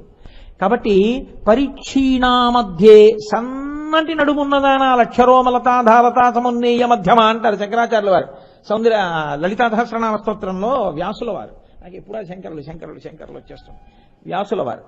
కాబట్టి కొణత్కాంచీదామాకరికలభ కుంభస్తననత, దామ అంటే దామోదర అన్నట్టే నడుము. దాని మీద పెట్టుకున్నటువంటి వడ్డాణమున్నదానా కాంచీ జ్ఞాపకం చేశారు. కాంచీపురంలో ఉంది సుమా, గుర్తు చేయడానికి ఆ 2 అక్షరాలు అక్కడ వేశారు. కొణత్కాంచీదామాకరికలభ కుంభస్తననత పరిక్షీణా మధ్యే పరిణత శరచంద్రవదన. ఆవిడ చాలా కోపంగా కూర్చుందనుకోండి, ఇలా కళ్ళు తెరిచి మీరు వెళ్ళలేరు. ఆవిడ పరిణత శరచంద్రవదన. రేపు వస్తోందిగా కార్తీక పౌర్ణమి, ఆశ్వీజ మాసం అంతా మన వానలు పడ్డాయి, కనపడలేదు అమ్మవారు ఆ చంద్రబింబం సరిగ్గా. అసలు ఆశ్వీజ మాసంలో వచ్చేటటువంటి చంద్రబింబం, ఆశ్వీజం కార్తీకం శరత్కాలం, శరత్కాలంలో వచ్చేటటువంటి ఆ చంద్రబింబం పౌర్ణమి నాటి ఉండేటటువంటి చంద్రబింబాన్ని పరిణత చంద్రుడు అంటారు. ఎక్కువ చల్లతనంతో ఎక్కువ పెద్దదై తెల్లని కాంతితో ప్రకాశిస్తుంది. హిమకరహ అంటారు శంకరాచార్యుల వారు. నాకు పరమ ప్రీతి. నా కొడుకు నా మాట విని పెట్టుకుంటే నా మనవడికి హిమకర శర్మ అని పేరు పెట్టాలని కోరిక నాకు. కాబట్టి అంటే పాపం మాట వినని వాడిని కాదు సుమండి, నాన్నగారు రుద్దారన్న భావన ఎందుకు? వాడు నా భావన గ్రహించి పెట్టుకోవాలి, కానీ నేను పిలిచి ఇలా పెట్టుకో అని చెప్పడానికి అర్హుణ్ణే. వాడు నన్ను అడిగితే చెప్తాను, అంతేగాని పిలిచి బలవంతంగా నేను రుద్దను ఎవరి మీద. కాబట్టి కొణత్కాంచీదామాకరికలభ కుంభస్తననత పరిక్షీణా మధ్యే పరిణత శరచంద్రవదన. అమ్మా, శరత్కాలంలో ఉండేటటి పౌర్ణమి నాటి చంద్రబింబం ఎలా ఉంటుందో అంత ప్రకాశవంతమైనటువంటి ముఖమున్నదానా పరిణత శరచంద్రవదన. ధనుర్బాణం పాశం శృణిమపి దధానా కరతలై. అమ్మా, నీవు 4 చేతులతో ఉన్నావు. కాంచీలో ఉంటుంది అమ్మవారు అలా. అందుకే కంచి కామాక్షి లలితా త్రిపుర సుందరి ఒక్కరే. అందుకే గాయత్రి మంటపంలో పక్క స్తంభంలో కన్నం ఉంటుంది. ఆ కన్నంలో వేలు పెడితే మెత్తగా తగులుతుంది అమ్మవారి బొడ్డు. ఇప్పటికీ ఉంటుంది గాయత్రి మంటపంలో. ఓ స్తంభానికి కన్నం ఉండి అందులో వేలు, పెద్దలైన వారు ఎవరైనా వెడితే అక్కడ వాళ్ళకి అనుగ్రహం కలిగితే పర్వాలేదు, అర్హులే అనుకుంటే వేలు పెట్టమంటారు. పెడితే తగులుతుంది మెత్తగా. కాబట్టి అది అమ్మవారి నాభీస్థానం. అక్కడి నుంచే ఈ జగత్ సృష్టి అంతా జరిగింది. అందుకే మోక్షపురి అయోధ్య మధురామాయ కాశీ కాంచి అవంతిక పురి ద్వారవతీ చైవ సప్తైతే మోక్షదాయక. ఆ కాంచీ పట్టణానికి ఉత్తరాయణంలో వెళ్ళి దర్శనం చేసుకోవడం అంటే భాగ్యం కదండి. కాబట్టి పణత్కాంచీదామ అటువంటి తల్లి, నీవు ఆ నాభీస్థానమును కలిగిన దానవై 4 చేతులలో 4 ఆయుధాలు పట్టుకున్నావు. మీరు బాగా గుర్తుపెట్టుకోండి, ఆయుధము అన్న మాటకు అర్థం ఏమిటో తెలుసా అండి? మీరు యుద్ధానికి వెళ్ళేటప్పుడు పట్టుకునేది అని. ఆయుధాలు ఎప్పుడు పడితే అప్పుడు పట్టుకోరు, యుద్ధానికే పట్టుకుంటారు. మీకు ఏవి అవసరమో దాన్ని మీరు పట్టుకోండి ఇక బాగా అని గుర్తు. మీ యుద్ధం దేంతో? మిమ్మల్ని మీరు ఈశ్వరుణ్ణి చేరకుండా మీకు అడ్డుపడుతున్న శత్రువులు ఎవరో మీకే తెలియాలి. మీరు దేనికి బలహీనతతో ఉన్నారో తెలిస్తే దానికి తగిన ఆయుధాన్ని అమ్మవారి చేతిలో దాన్ని పట్టుకోవాలి. బాగా పట్టుకుంటే అది తొలగిపోతుంది. అది అసలు రహస్యం. కాబట్టి ఇప్పుడు ఆవిడ 4 చేతుల్లో ఏం పట్టుకుంది? ధనుర్బాణం పాశం శృణిమపి దదానా కరతలై. చేతి చివర్లలో ఒక చేతిలో చెరుకు విల్లు, మన్మధుడు చెయ్యలేకపోయిన పని చేయడానికి ఆ చెరుకు విల్లుతోనే తీసుకుంది. శివకామ సుందరి అయింది. పుష్పబాణాలు ఇవి కింది 2 చేతుల్లో ఉంటాయి. పై 2 చేతుల్లో శృణిమపి దదానా కరతలై. పైన అమ్మవారు పట్టుకున్నది పాశము ఒక చేత్తో పట్టుకుంది, అంకుశము ఒక చేత్తో పట్టుకుంది. ఎందుకు అలా పట్టుకోవడం? చాలా జాగ్రత్తగా మీరు పట్టుకోవాల్సిందంటే ఆవిడేదో సరదాగా ఉన్నాయి 4 పట్టుకోలేదు. అలా పట్టుకోవడంలో కారణం ఏమిటంటే మనని పాశములు పట్టి ఉన్నాయి. ఏమిటి ఆ పాశములు? ఆశాపాశములు. ప్రతి క్షణం కోరికే, ఏదో ఒక కోరిక. అసలు ఆ కోరిక లేకుండా ఉత్తమమైన కోరిక అయితే పర్వాలేదండి. ఉత్తరాయణంలో కంచెడదాం అన్నాను అనుకోండి, మంచిదే. అది కోరిక ఉన్నట్ట అంటే అసలు లేనట్టే లెక్కకొస్తుంది. మంచి కోరిక అయితే శివాష్టోత్తరం చెప్పుకుందాం, శివాష్టోత్తరం విందాం, ఈశ్వరానుగ్రహంగా కలిగిందని గుర్తు. అందుకే అది కోరిక అంటే కోరికల నుంచి విడిపించే కోరిక అది. కాబట్టి ఎప్పుడూ మనిషిని పట్టి బంధించేసి మనిషిని ఊర్ధ్వముఖ చలనం చెయ్యకుండా భగవంతుడి వైపుకి నడవకుండా కట్టి నిలబెట్టేసి ప్రస్థానాన్ని ఆప్ చేసేసేదేదో తెలుసా అండి? ఆశాపాశమే. మీరు చూడండి, ఒక ఆయన అలా వెళుతున్నాడు అనుకోండి, నేను ఇప్పుడు గభాలను వెళ్ళి ఆయన నడువుకో తాడేసి ఓ స్తంభానికి ముడేసి కట్టేశాను. ఇప్పుడు ఆయన ఏం చేయాలి? వెళ్ళాలంటే మళ్ళీని నడుముకున్న ముడెన్నా విప్పుకోవాలి, స్తంభానికి ఉన్న ముడెన్నా విప్పుకోవాలి. 2 ముళ్ళు విప్పుకోక్కర్లేదు, ఏదో ఓ ముడి విప్పుకుంటే ఆయన వెళ్ళిపోవచ్చు. ఈ పాశాన్ని వదిలేయడం మాత్రం ఉండదు, అది చుట్టుకుంటూ మళ్ళీ వెళ్ళాలి ఎక్కడికన్నా వెళితే కదండి. లేదు తనదే విప్పుకుంటే గొడవ లేదు, ఏ పాశం లేదు. ఆశాపాశం అనేటటువంటిది మీరు కొంచెం మీకు మీరు పరిశీలనం చేసుకోండి. కోరిక లేకుండా ఉండడం అన్నది అసలు సాధ్యం అవుతుందా? అందున ఇటువంటి కలియుగంలో ఒక్కనాటి కుదరదు.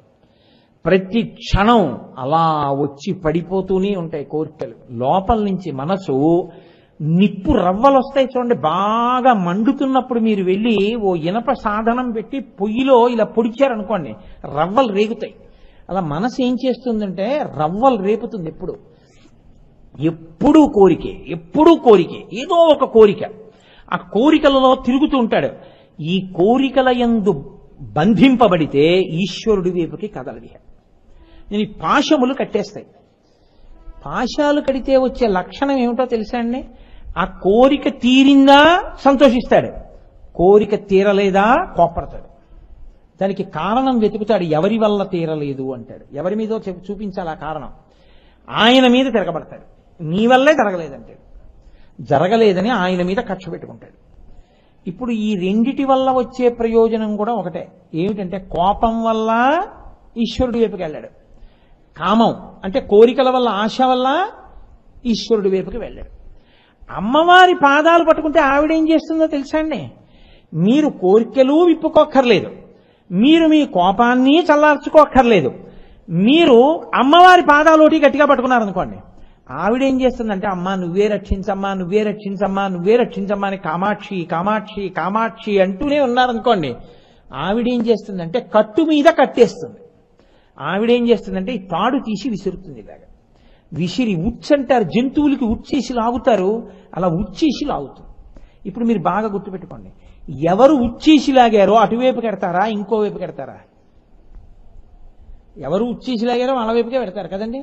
ఇప్పుడు ఆవిడ వేసి లాగితే ఏమవుతుందంటే ఆవిడ పాదాల వైపుకి ఈడవబడతారు మీరు, ఆవిడ పాదాల దగ్గరికి లాగుతుంది. ఇందులో చమత్కారం ఏంటో తెలుసా అండి? మరి అంతకుముందున్న కట్లు ఏమయ్యాయండి అని మీరు అడగచ్చు. కట్టు మీద కట్టు వేసి కట్టు జారి చేస్తుంది ఆవిడ. దీనిలో గమ్మత్తు ఉంటుంది సుమండి.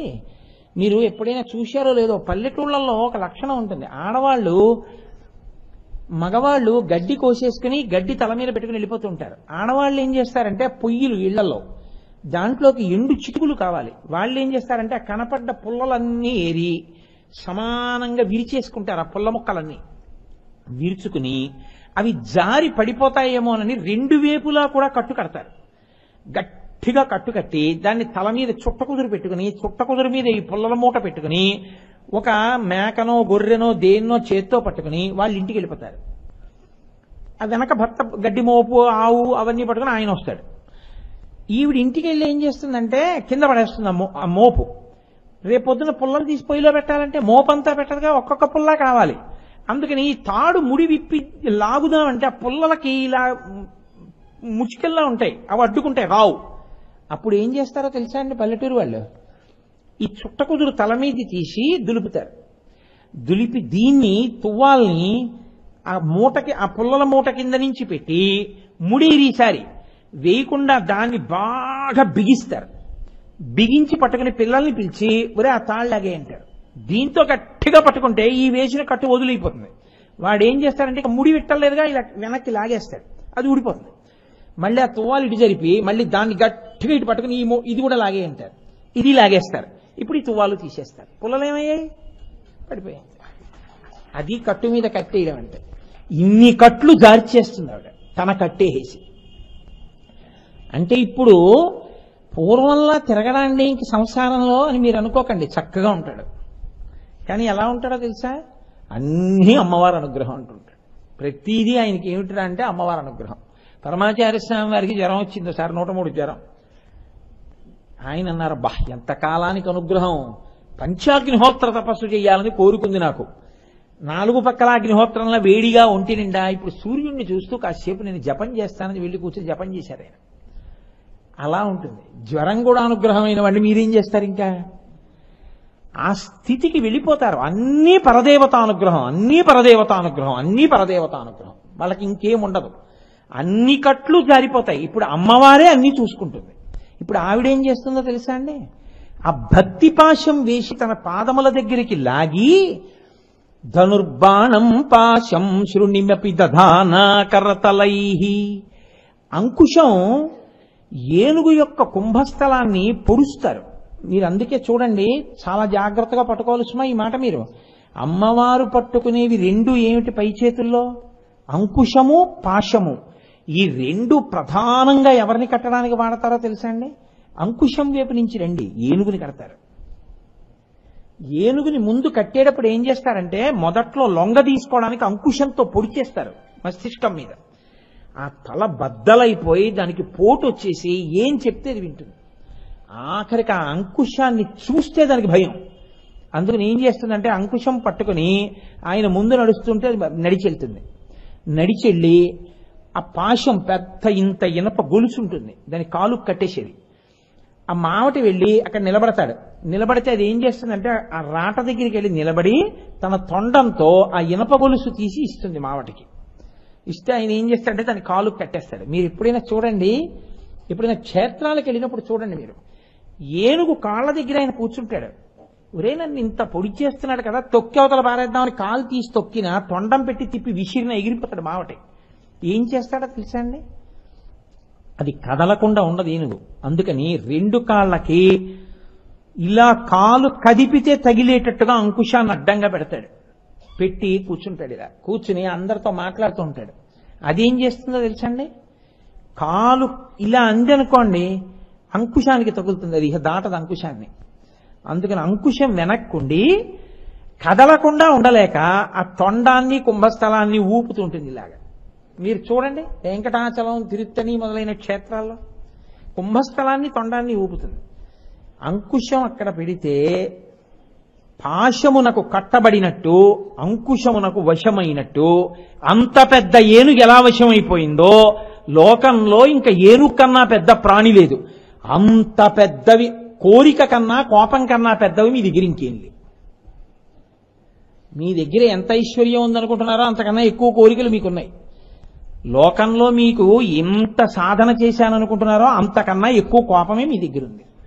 ఈ రెండు ఏనుగుల్లో ఉన్నాయి. వీటిని కట్టడానికి కావలసిన అంకుశం పాశం ఆవిడ దగ్గర ఉన్నాయి. ఆవిడ పట్టగలదు. ఆవిడ సరైన మావటి. ఆవిడేం చేస్తుందంటే ఈ పాశం వేసి భక్తి పాశాలు వేసి కడుతుంది. కట్టి దగ్గరికి లాగుతుంది. లాగి ఇప్పుడు ఈ అంకుశం చూపిస్తుంది. చూపిస్తే ఏమవుతుందో తెలుసా అండి? అంకుశం తల మీద పొడుస్తుంది. కోపం ఇంకోడిని బాధించదు, మిమ్మల్నే బాధిస్తుంది. ఎందుకో తెలుసా అండి? మీకు నా మీద చాలా కోపం ఉంది. నేను ఏదో అలా నిలబడ్డాను. మీరు నన్ను ఎడపెడా తిట్టేశారు. నేను నవ్వేసి వెళ్ళిపోయాను. నన్ను ఏమైనా బాధించిందా? పుచ్చుకోని వాడిని అవతల వాడి కోపం ఏం బాధించదు. ఎన్ని తిట్టండి, నేను వెళ్ళిపోయాను. నన్ను ఏమీ చేయదు. కానీ మిమ్మల్ని ఏం చేస్తుందో తెలుసా? తిట్టి తిట్టి తిట్టి తిట్టి మీకు తలపోటు వచ్చి ఇంటికి వెళ్ళి ఆ కోపంలో ఊగిపోయి వణికిపోయి అన్నం తినకుండా ఇన్ని తిట్టినా వాడొక్క మాట లేదు, మాట్లాడడం, నవ్వుకుంటూ వెళ్ళిపోయారేంటి అని మీరు బాధపడిపోవడంలో మీ బీపీ ఎక్కువైపోయి మీరు 1035 వేసుకుని మీకు తలపోటు వచ్చేస్తుంది. కోపం మీ మస్తిష్కాన్ని పొడి చేస్తుంది. అందుకే that which pierces is called the anger. పొడుస్తుంది, పాడు చేసేస్తుంది, సాధన చేయనివ్వదు. ఇప్పుడు అమ్మవారి అంకుశం చూస్తే ఏమవుతుందో తెలుసా అండి? ఏమిటి నాకు ఈ కోపం అని మీ కోపం మీద కోపం వస్తుంది. అంటే మీరు సక్రమ మార్గంలోకి తిరిగిపోతారు. మీ కోపాన్ని విడిచిపెట్టడం ప్రారంభం అవుతుంది. పాము తన ఒంటిలోనే పుట్టినటువంటి కుబుసాన్ని తాను వదిలేసినట్టు యథోరగస్తతం జీర్ణాం సవై పురుషముచ్యతే అంటారు రామాయణంలో వాల్మీకి మహర్షి. పాము కుబుసాన్ని వదిలేసినట్టు తన కోపాన్ని తాను వదిలేస్తాడు. ఎప్పుడు కావాలనుకుంటే తెచ్చుకోగలడు. ఇంతకన్నా అనవసరం, కోపం పెట్టుకోకూడదంటే కోపాన్ని వదిలేస్తాడు అంతే. ఆ స్థితి వస్తుంది. వశపడకుండా నిలబడగలిగిన స్థితి వస్తుంది. కోపం మీ చెప్పు చేతల్లోకి వస్తుంది. ఇది ఎప్పుడు వస్తుందంటే అమ్మవారి అనుగ్రహంతో. ఇప్పుడు తర్వాత మిగిలిపోయినవి ఏమిటి? చెరుకు విల్లు, పంచబాణాలు. చాలా జాగ్రత్తగా మీరు పట్టుకోవాల్సిందండి ఒక విషయం. కుంకుడు పువ్వు కుంకుడుకాయ అయిపోతే చేదు, మామిడి పువ్వు మామిడికాయ అయిపోతే వగరం, నిమ్మ పువ్వు నిమ్మకాయ అయిపోతే పులుపు. నిమ్మకాయకి ముందు నిమ్మ పువ్వులో, మామిడికాయకి ముందు మామిడి పువ్వులో, కుంకుడుకాయకి ముందు కుంకుడు పువ్వులో మాత్రం తీయటి తేనె. పువ్వుగా ఉన్నప్పుడు మాత్రం అన్నిటిలో మకరందం. పువ్వు పిండి అయితే రుచులు మారిపోతాయి. పువ్వులన్నిటిలో తేనుంది. శబ్దస్పర్శన స్వరూప గంధములు ఇంద్రియములన్నిటిలో తేనుంది.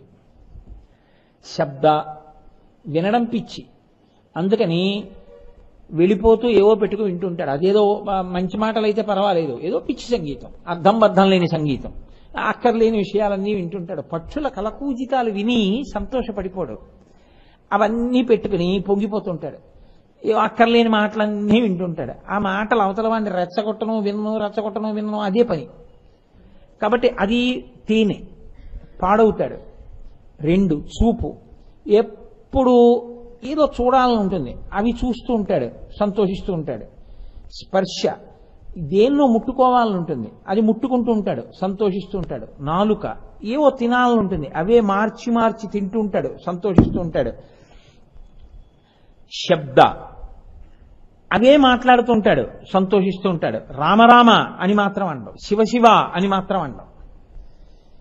ఇన్నేళ్లు బతికావు కదా, నోరిచ్చారు కదా, ఎన్ని మాటలు భగవన్నామని చెప్పావు? ప్రాణం పోయినా చెప్పడం. అక్రమాల మాటలే మాట్లాడతారు. ఇప్పుడు ఈ 5 తేనె ఉంది. తేనె ఎంత తాగినా మత్తెక్కుతుంది. ఈ 5 ఇంద్రియాలతో మీరు విషయ సుఖాలు ఎన్ని అనుభవించినా ఇంకా తాగాలనే ఉంటుంది మత్తు. అందుకని ఈ 5 బాణాలు పట్టుకొని మన్మధుడు పాడు చేస్తాడు. మన్మధుడు ఈ 5 వేస్తూ ఉంటాడు. అందుకే ఆయన దగ్గర 5 పువ్వులే. పంచవిశిఖ, ఈ 5 ఇంద్రియాల మీద వేస్తూ ఉంటాడు.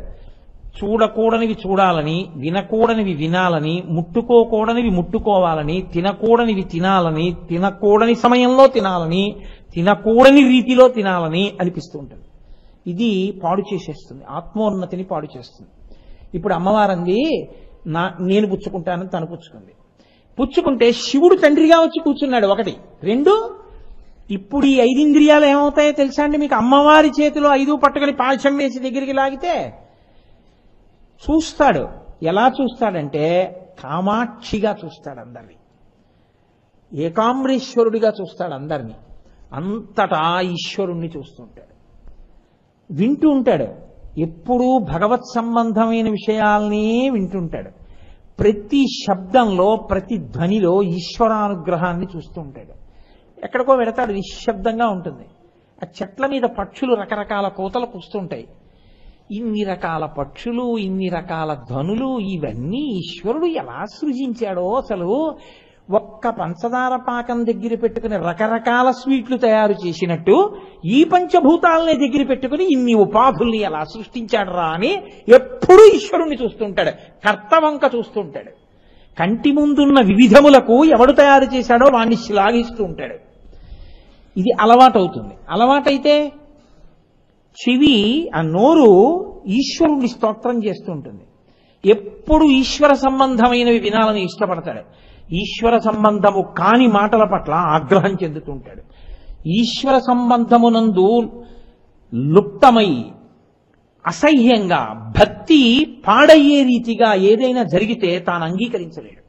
అది కోపానికి కారణం అవుతుంటుంది. ఎందుకంటే ఆయన అనుష్ఠానం దెబ్బతింటోంది, ఆయన ఉపాసన పోతోంది. అది కోపానికి కారణం. అలా కనబడలేదు, ఆయనకి కోపం వస్తుంది. కాబట్టి ఇప్పుడు పూర్వం ఏది పడితే తినేవాడు, ఇప్పుడు ఏది పడితే తినడు, ఎలా పడితే అలా తినడు. ఎలా తినాలని వేదం చెప్పిందో అలా తినడాన్ని అంగీకరిస్తాడు. ఏవి తినాలని చెప్పిందో అవి తినడాన్ని అంగీకరిస్తాడు. ఏది తిన్నా ఈశ్వర ప్రసాదంగా తినడానికి అంగీకరిస్తాడు. కాబట్టి తనంత తాను తినడానికి ఇష్టపడ్డాడు. పాయసం తాగాలనుంది, తను తాగడానికి ఇష్టపడ్డాడు. పాయసం చేయి పార్వతీ పరమేశ్వరులకి నివేదన చేసి స్వామి తీసుకుని మిగిలినటువంటి ఉచ్ఛిష్టాన్ని మనం రేపు తాగుదాం అంటాడు. అని ఇప్పుడు పరమేశ్వరుడు తాగి అక్కడ పెట్టి, నాన్న నువ్వు తాగు అన్న ఉచ్ఛిష్టాన్ని తాగుతున్నానని తాగుతాడు. ఇంతకుముందు పాయసం తాగాడు, ఇప్పుడు తాగాడు. ఏమిటి తేడా? ఇప్పుడంతా ఈశ్వరోచ్ఛిష్టం. ఈశ్వరుడు తిననివి తాను పెట్టడగా ఈశ్వరుడికి. కాబట్టి సాత్వికాహారం మాత్రమే స్వీకరిస్తాడు. ఇలా తింటే ఈశ్వరుడు ఒప్పుకోడు. అలాగా తినడం అంటాడు. కాబట్టి తను తినడం అలాగా. ఇప్పుడు జీవన శైలిలో మార్పు వస్తోంది. అప్పుడు తిన్నాడు, ఇప్పుడు తిన్నాడు, మార్పు వచ్చింది. అప్పుడు మాట్లాడాడు, ఇప్పుడు మాట్లాడాడు, మార్పు వచ్చింది. అప్పుడు విన్నాడు, ఇప్పుడు విన్నాడు, మార్పు వచ్చింది. ఇది లోపల వస్తుంది. ఈ 5 ఇంద్రియములు తేనెగా పనికొచ్చి విషయ సుఖముల మీద వెంపర్లాటుంటే మన్మథ బాణములకు పడిపోతున్నాడని గుర్తు. మళ్ళీ పుడతాడు, మళ్ళీ తెస్తాడు, మళ్ళీ పుడతాడు, మళ్ళీ తెస్తాడు, కిందకు పోతాడు. అమ్మవారి బాణములకు వశమయ్యాడని గుర్తేమిటి? అమ్మవారి పాశం పడి దగ్గరికి లాగింది. ఈ 5 ఇంద్రియములను ఈశ్వరుడు యందు నిక్షేపించి అనుభవిస్తుంటాడు. ప్రతి దానికి ఒకటే మాట ముందు చేరుస్తాడు. ఏమిట్రా అంటే అమ్మవారి అనుగ్రహం. అన్నిటికీ పరీక్ష ఒక్కటే. ఏమిటి? ఇది ఈశ్వరుడు అంగీకరిస్తాడా? తప్పు అలా చేయకూడదు, తాను అంగీకరించడు. అక్కడ ఇంకా ఏమీ కుదరవు. ఇంకా రాగద్వేషాలు, ప్రీతి, ఇంకో కారణాలని తీసుకొచ్చి పెట్టగలిగినటువంటి స్థితి పోతుంది. అలా ఉండకూడదు అంతే. ఆ స్థితిని పొందగలిగితే ఈశ్వరుని యందు కుదురుకుంటున్నావని గుర్తు. ఇది అమ్మవారి ఇస్తుంది. ఇస్తే క్రమక్రమంగా ఏమవుతుందో తెలుసా అండి? ఎప్పుడు శబ్ద, స్పర్శ, రస, రూప, గంధ ఈ 5 తన్మాత్రలు ఈశ్వరాభిముఖమవుతాయి. మీరు ఒకటే గుర్తుపెట్టుకోండి, నేను మళ్ళీ మళ్ళీ చెప్తున్నాను మీకు. మీరు ఈశ్వరుడు చెప్పింది చేస్తే మీరు ఈశ్వరుడి ప్రీతికి కారణమవుతారు. నేను మీతో మనవి చేశానుగా, నా దగ్గర ఉండే వాళ్ళల్లో నాకు అత్యంత ప్రీతిపాత్రుడు ఎవరో తెలుసా అండి? అత్యంత ప్రీతిపాత్రుడు రామకృష్ణారావు గారు ఉన్నాడు. ఆయన నా గుండెల్లో ఉంటాడు. బాహ్యంలో ఒక నిమిషం సేపు ఆయన నా పక్కన ఎప్పుడూ కనపడ్డాడు. ఎవరికైనా తెలుస్తుందా నాకు అంత ఇష్టం అతనంటేని? నేను అతని కోసం ఈశ్వరుడికి అన్ని నమస్కారాలు చేస్తానని ఎవరికైనా తెలుసా? ఒక్కటే కారణం. నాకు ఎందుకు ఆయనంటే అంత ఇష్టం అంటే, అతను 24 గంటల్లో 23 గంటల 55 నిమిషములు నేను అలా బతకలేకపోతున్నానేమో కానీ నేను ఎలా చెప్తున్నానో అతను అలా బతుకుతాడు. అతను ఆఫీస్కి వెళ్ళి ఇంటికి వస్తే స్నానం చేసి రామాయణ పారాయణ చేసుకుంటాడు. అతను ఓ 2 రోజులు సెలవు వస్తే దీక్ష తీసుకుని భాగవతం చదువుకుంటాడు. అతను మనవరాలికి పేరు పెట్టుకోవాలంటే గురువుగారు ఆమోదం తీసుకుంటాడు. ఏ పని చెయ్యాలన్నా గురువు గారు ఆమోదించారా చూసుకుంటూ ఉంటాడు. అతనికి ఎప్పుడు ప్రతి కదలికలో ఇలా నేను చేస్తే గురువు గారి మాట నేను చేసిన వాడినేనా చూసుకుంటూ ఉంటాడు. ఎక్కడో ఉంటాడు సభలో, ఇవాళ కూడా ఉంటాడు. కానీ నేను వస్తున్నప్పుడు నా దగ్గరికి రాడు, నేను వెడుతున్నప్పుడు నాకు కనపడ్డా, నా ఇంటికి రాడు, నాతో మాట్లాడ్డా, నేను ఆయన ఇంటికి వెడతాను. నేను ఆయన ఇంటికి వెడితే అగ్గగ్గలాడుతూ కూర్చుంటాడు. కూర్చోవయా అంటే కూర్చుంటాడు. ఇద్దరం కలిసి చదువుకున్నాం. నేను ఈశ్వరుడి గురించి చెప్పిన దాంట్లో ఎంత అనుష్ఠిస్తున్నానో ఈశ్వరుడికి తెలుసు, నాకు తెలుసు. కానీ నేను చెప్పే దాంట్లో తూచా తప్పకుండా బతుకుతున్నవాడు రామకృష్ణారావు. అతనంటే నాకు అందుకే అంత ప్రీతి. ఒక లౌకికమైన వ్యక్తిని ఇవాళ ఈ రహస్యం మీకు చెప్పేశాను, నాకే అంత ప్రీతి ఉంటే ఈశ్వరుడు చెప్పినట్టు బతుకుతున్న వాడి మీద ఈశ్వరుడికి ఎంత ప్రీతి ఉంటుందండి? అలా బతికేటట్టు చేసేస్తుంది అమ్మవారు. ఈ 5 తిప్పేస్తుంది. సెన్షువల్ ప్లెజర్స్ అంటారు. ఈ ఇంద్రియాల వల్లే పాడైపోతాడంతే. 5 ఇంద్రియాల వల్ల. ఈ 5 ఇంద్రియాలతో పాడవకుండా ఈ 5 ఇంద్రియాలని ఈశ్వరాభిముఖం చేస్తుంది. నాలుక మీదకి ఈశ్వరార్పణ చెయ్యంది పెట్టడం, చెవిలోకి ఈశ్వర సంబంధము కానిది వెళ్ళడానికి వీల్లేదు, ముక్కుతో ఈశ్వర సంబంధము లేనిది వాసన చూడడం, ఏ వాసన వచ్చినా ఈశ్వర సంబంధంగా చూస్తాడు. సుగంధిం పుష్టివర్ధనం అంటాడు. ఎక్కడ ఏమి రానివ్వండి అదంతా మా ఈశ్వరుడి దివ్య విభూతి అంటాడు. మా తేజోంశ సంభవం అంటాడు గీతాచార్యుడు. అన్నిటి యందు ఈశ్వరుణ్ణి చూస్తుంటాడు. 5 ఇంద్రియములు మారి మారి మారి మారి ఏ సుఖమును అనుభవించినా ఈశ్వరానుగ్రహంగానే అనుభవిస్తాయి. దానివల్ల ఏమైపోతుందంటే సముద్రపు లోతు కనుక్కుందామని బయలుదేరినటువంటి ఉప్పుతో తయారు చేయబడిన ఏనుగు సముద్రములో కరిగిపోయినట్టు ఈశ్వరుణ్ణి అర్చించడానికి అలవాటు పడిపోయి ఇంద్రియములు ఈశ్వరాభిముఖమైన వ్యక్తి యొక్క మనస్సు ఈశ్వరుడు యందు కలిసిపోతుంది. ఇది ధనస్సు మనస్సు. ఈ మనస్సు ఆయన యందు లయమైపోతుంది. లయమైపోయి ఆయననే చేరుకుని ఆయనలో కలిసిపోతాడు. ఇలా చెయ్యగలిగినది ఎవరు? అమ్మవారు.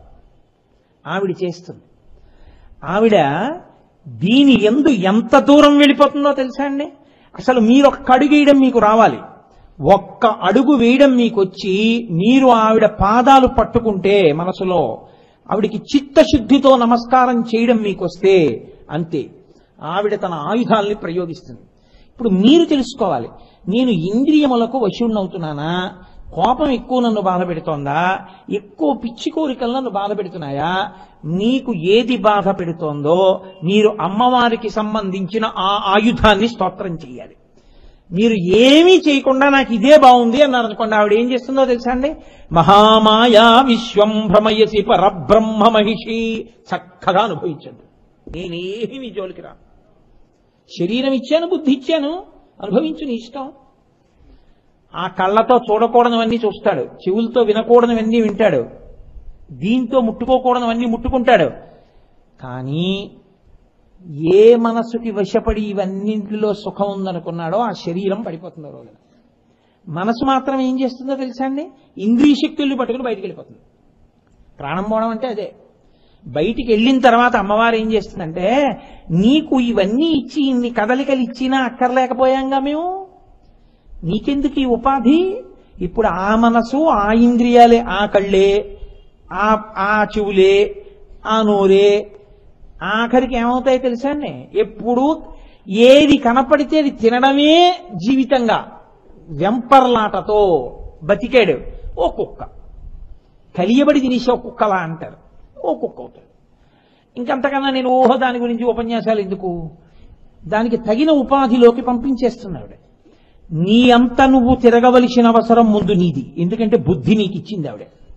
అందుకే మీరు ఎన్ని పూజలు చేయండి, పూజలన్నీ ఎక్కడ పూర్తయిపోతాయో తెలుసా అండి? ప్రచోదయాత్ అన్న దగ్గర పూర్తవుతాయి. కాత్యాయనాయ విద్మహే కన్యకుమారి ధీమహి తన్నో దుర్గి ప్రచోదయాత్. ఏదో మీరు పరమశివుణ్ణి స్తోత్రం చేశారనుకోండి, ఆఖరణ ఆయన్ని కూడా అంతే ప్రచోదయాత్. యజ్ఞోపవీతం ఉన్న వాళ్ళు సంధ్యావందనం చేసి 3 కాలముల యందు అమ్మవారిని అడిగేది ఏమిటంటే బుద్ధి ప్రచోదయాత్, ప్రచోదయాత్, ప్రచోదయాత్, ప్రచోదయాత్. మా బుద్ధులు ప్రేరేపింపబడుగాక, మా బుద్ధులు ప్రేరేపింపబడుగాక, అమ్మవారి వైపుకి తిరుగుగాక. ఇప్పుడు ఆవిడ ఏం చేసింది? ఆవిడే మన్మధుడి చేతిలో ఆయుధాలు తాను తీసుకుని శంకరుణ్ణి తండ్రిగా తీసుకొచ్చి కూర్చోబెట్టింది. మన్మధుడు చెయ్యలేని పని తను చేసింది. ఆ ఆయుధాలు తాను పట్టుకుని మన్మధుణ్ణి బతికించి మళ్ళీ ఆ ఆయుధాలు ఆయనకి ఇచ్చింది, తాను పట్టుకుంది. ఇప్పుడు ఆవిడ శివకామ సుందరి, శివుడికి భార్య. ఆవిడ అందాన్ని చూసేటటువంటి స్థితి ఒక్క శివుడిదే. నీకు నాకు ఆవిడ అందంతో సంబంధం ఏం లేదు. ఆవిడ మనకు అమ్మ. మనకి ఆవిడ జగజ్జనని, అఖిలాండేశ్వరి. ఆ తల్లి అంబిక, మనందరికీ అమ్మ. ఆవిడ ఆయుధాలతో బుద్ధి కలిగి నమస్కారం చెయ్యకుండా ఉండిపోయిన వాణ్ణి మాయలో తిప్పుతుంది. ఆవిడే నమస్కరించిన వాణ్ణి పాశం వేసి దగ్గరికి లాక్కొని శివుడిలోకి కలుపుతుంది. ఎన్ని చేసింది ఆవిడ అంబికగా? 4 కార్యాలు చేసింది. ఈ కార్యాలన్నీ చేస్తున్నా నేను చేస్తున్నాను అనదు. ఆవిడ ఏమంటుందో తెలుసా అండి? నేను ఆయన పాదధూళినంటుంది. ఎందుకంటే పతివ్రతా ధర్మం ఉంది లోకంలో. ఆవిడ ఎంత మహారాజ్ఞి అయినా, ఆవిడ ఎంత శక్తివంతురాలైనా, ఆవిడ మాత్రం ఎప్పుడూ ఆవిడికి శంకరుడంటే ప్రీతి. అందుకే ఎవరైనా భక్తులను ఉద్ధరించాలనుకోండి, వాళ్ళకి కూతురుగా వస్తుంది. దక్షుడు అడిగాడు, దాక్షాయణిగా వచ్చింది. కాత్యాయన మహర్షి అడిగారు, కాత్యాయనిగా వచ్చింది. భృగు అడిగాడు, భార్గవిగా వచ్చింది. జనకుడు అడిగాడు, సీతగా వచ్చింది. ఆకాశరాజు అడిగాడు, పద్మావతిగా వచ్చింది. నా దృష్టిలో వీళ్ళందరూ వేరు కాదు. గిర్దేవతేతి గరుడధ్వజ సుందరేతి శాకాంబరీతి శశిశేఖర వల్లభేతి సృష్టి స్థితి ప్రళయకైలు సంస్థితాయై తస్మై నమస్తి భువనైక గురోస్తరుణ్యై. వాళ్ళందరూ ఒక్కటే, ఒకే తత్వం, ఒకే శక్తి స్వరూపం. కాబట్టి ఇప్పుడు అటువంటి తల్లి ఉద్ధరించడానికి కోరుకున్న వాళ్ళకి కూతురుగా కూడా వస్తుంది. కానీ ఎవరికి కూతురుగా వచ్చినా ఆవిడ భర్త మాత్రం పరమేశ్వరుడు. ఆవిడ హిమవంతుడికి కూతురై హైమవతి కానివ్వండి, శంకరుడు భర్త. దక్షుడికి కూతురై దాక్షాయణి కానివ్వండి, ఆవిడికి శంకరుడే భర్త. కాత్యాయని మహర్షికి కూతురై కాత్యాయని కానివ్వండి, ఆవిడికి ఏకాంబరేశ్వరుడే భర్త. ఆవిడికి ఎప్పుడు భర్తృస్థానం మాత్రం శంకరుడే. ఆ స్థానమును మాత్రం ఎవ్వరు అడిగేది కాదు, అది కోరేది కాదు. మిగిలిన వాళ్ళందరూ కొడుకులే. ఆవిడ ప్రీతంతా భర్తగా ఆయన మీదే. ఇది ఆవిడ పాతివ్రత్యం. అందుకని అంబిక మనకి అమ్మ మాత్రమే తప్ప ఇంకొకటి అసలు ఆ ఆలోచన రావడానికి వీల్లేదు. ఇది శంకరాచార్యులు వారు ఎంత గొప్పగా చెప్పారంటే సౌందర్యలహరిలో, చెయ్యుందనుకోండి, నవరసాలని చెయ్యి చెప్పలేదు, కళ్ళు నవరసాలని చెప్తాయి. ఏదో కాళ్ళు ఉన్నాయనుకోండి, నవరసాలని చెప్పలేవు, కళ్ళు ఒక్కటే చెప్పగలవు. భర్త యందు ఆవిడికి ఎంత ప్రీతి ఉంటుందో చెప్పడానికి శంకరాచార్యుల వారు శివే శృంగారార్ధ్రా తదితరజనే కుత్సనపర సరోషా గంగాయాం గిరిశచరితే విస్మయవతి హరాహిభ్యో భీత సరసిరుహ సౌభాగ్య జననీం సఖీషస్మేరాతే మయి జనని దృష్టి సకరుణ అన్నారు. అద్భుతమైన శ్లోకం. ఆయన అన్నారు, శివే శృంగారార్ధ్ర. ఆర్ధ్ర అంటే తడిపేయడం. శంకరుడు తెల్లగా ఉంటాడు. తెల్లగా ఉన్న శంకరుట అమ్మవారు పక్కన కూర్చుంటే కనపడ్డట. ఎందుకు కనపడ్డా తెలుసా అండి? కన్ను ఎప్పుడు తడిగా ఉంటుంది కదా, కన్ను పొడేరిపోకూడదు. ఆవిడ తనకి శివుడి మీద ఉన్న ప్రేమ చేత శివుణ్ణి తడిపేస్తుందట. ఆ తడిపేయడంలో ఆవిడ యొక్క ప్రేమతో కూడినటువంటి చూపుకి, ఆ ఎరుపుతనానికి, కోపంతో ఎరుపు కాదు సుమండి, అనురాగము ఎరుపు. ఆ అనురాగపు దృక్కులకు తెల్లని శివుడు ఎర్రగా అయిపోతట. ఆవిడ పక్కన ఎరుపులో కలిసిపోతట. అసలు అలా తడిపేస్తుంది ఆవిడ ఆ ప్రేమతోటి. శివే శృంగారార్ధ్ర తదితరజనే కుత్సమపర. నేను మగవాణ్ణి కదా, నేను పురుషుణ్ణి కదా అని అమ్మవారి దగ్గరికి వెళ్ళినప్పుడు కొడుకుగా కాకుండా మగవాణ్ణన్న భావనతో నిలబడ్డాడో బీభత్సంగా చూస్తుంది ఆవిడ. మహిషాసురుణ్ణి శుంభుల్ని చూసినట్టు చూస్తుంది. అందుకే లోకంలో ఇంకెక్కడైనా మగవాణ్ణి అంటే అను, అమ్మవారి దగ్గర మాత్రం నువ్వు కొడుకు అంతే. అమ్మ అంబికానాథ అని అందుకన్నారు. కాబట్టి తదితరజనే కుత్సనపర సరోషా గంగాయాం. లోకంలో ఆడదానికి ఉండవలసిన గొప్ప లక్షణాల్లో ఒకటి ఏమిటంటే ఓర్పు. ఓర్పు తప్పిపోకూడదు. అందుకే కదా సన్నికళ్ళు తొక్కిస్తారు. పెళ్ళవగానే సన్నికళ్ళు తొక్కించడం ఎందుకండి? రోల్ దగ్గరికి తీసుకెళ్లి తొక్కిస్తారు. ఎందుకు తొక్కిస్తారంటే, నువ్వు నా ఇంట్లోకి ప్రవేశిస్తున్నావు, నీ మీద నాకు విశేషమైన ప్రీతి ఏర్పడుతుంది. నువ్వు నేను ఎంతో ప్రేమతో నీతో మాట్లాడే సమయంలో మీ తమ్ముడు ఏంటండి అలా మాట్లాడతాడు, మీ తమ్ముడి మాటలకి నాకు విసుగొచ్చేస్తోంది అందనుకోండి, అది మెల్లిగా మహావృక్షమై వేరుకాపరానికి వెళుతుంది. కాబట్టి మా ఇల్లు విడిపోయే మాటలు మాట్లాడకుండా మా ఇంట్లో ఎవరి వలనైనా నీకు కష్టం కలిగినా ఓర్పు పట్టే ఇదిగో ఈ సన్నికల్లుని రుబ్బినా గుద్దినా దంచినా ఎలా ఓర్పు పడుతోందో అలా ఓర్పుతో ఉండు సుమా, నా కోసం ఓర్పు పట్టే అని సన్నికల్లు తొక్కిస్తారు సమంత్రకంగా. కాబట్టి సరోషాగంగాయాం ఆడదానికి ఎక్కడైనా ఓర్పు ఉంటుంది, ఒక్క చోట మాత్రం ఓర్పుగా ఉండని చెప్పరు, అసలు ఆ పరిస్థితి రానుకూడదు. సవతిని తీసుకొచ్చి ఓర్పుగా ఉండమని చెప్పకూడదు. అది అసలు ఏ భార్యాస్థానము దాన్ని అంగీకరించదు, ఏదైనా ఒప్పుకుంటుంది. ఏమో ఈ పంచెలన్నీ ఇచ్చేస్తాను ఇచ్చేయినట్టు, ఏమో నువ్వు కూడా ప్రావిడెంట్ ఫండ్ లోన్ ఇట్టేయి ఏదో చేసేద్దాం చేసేయినట్టు.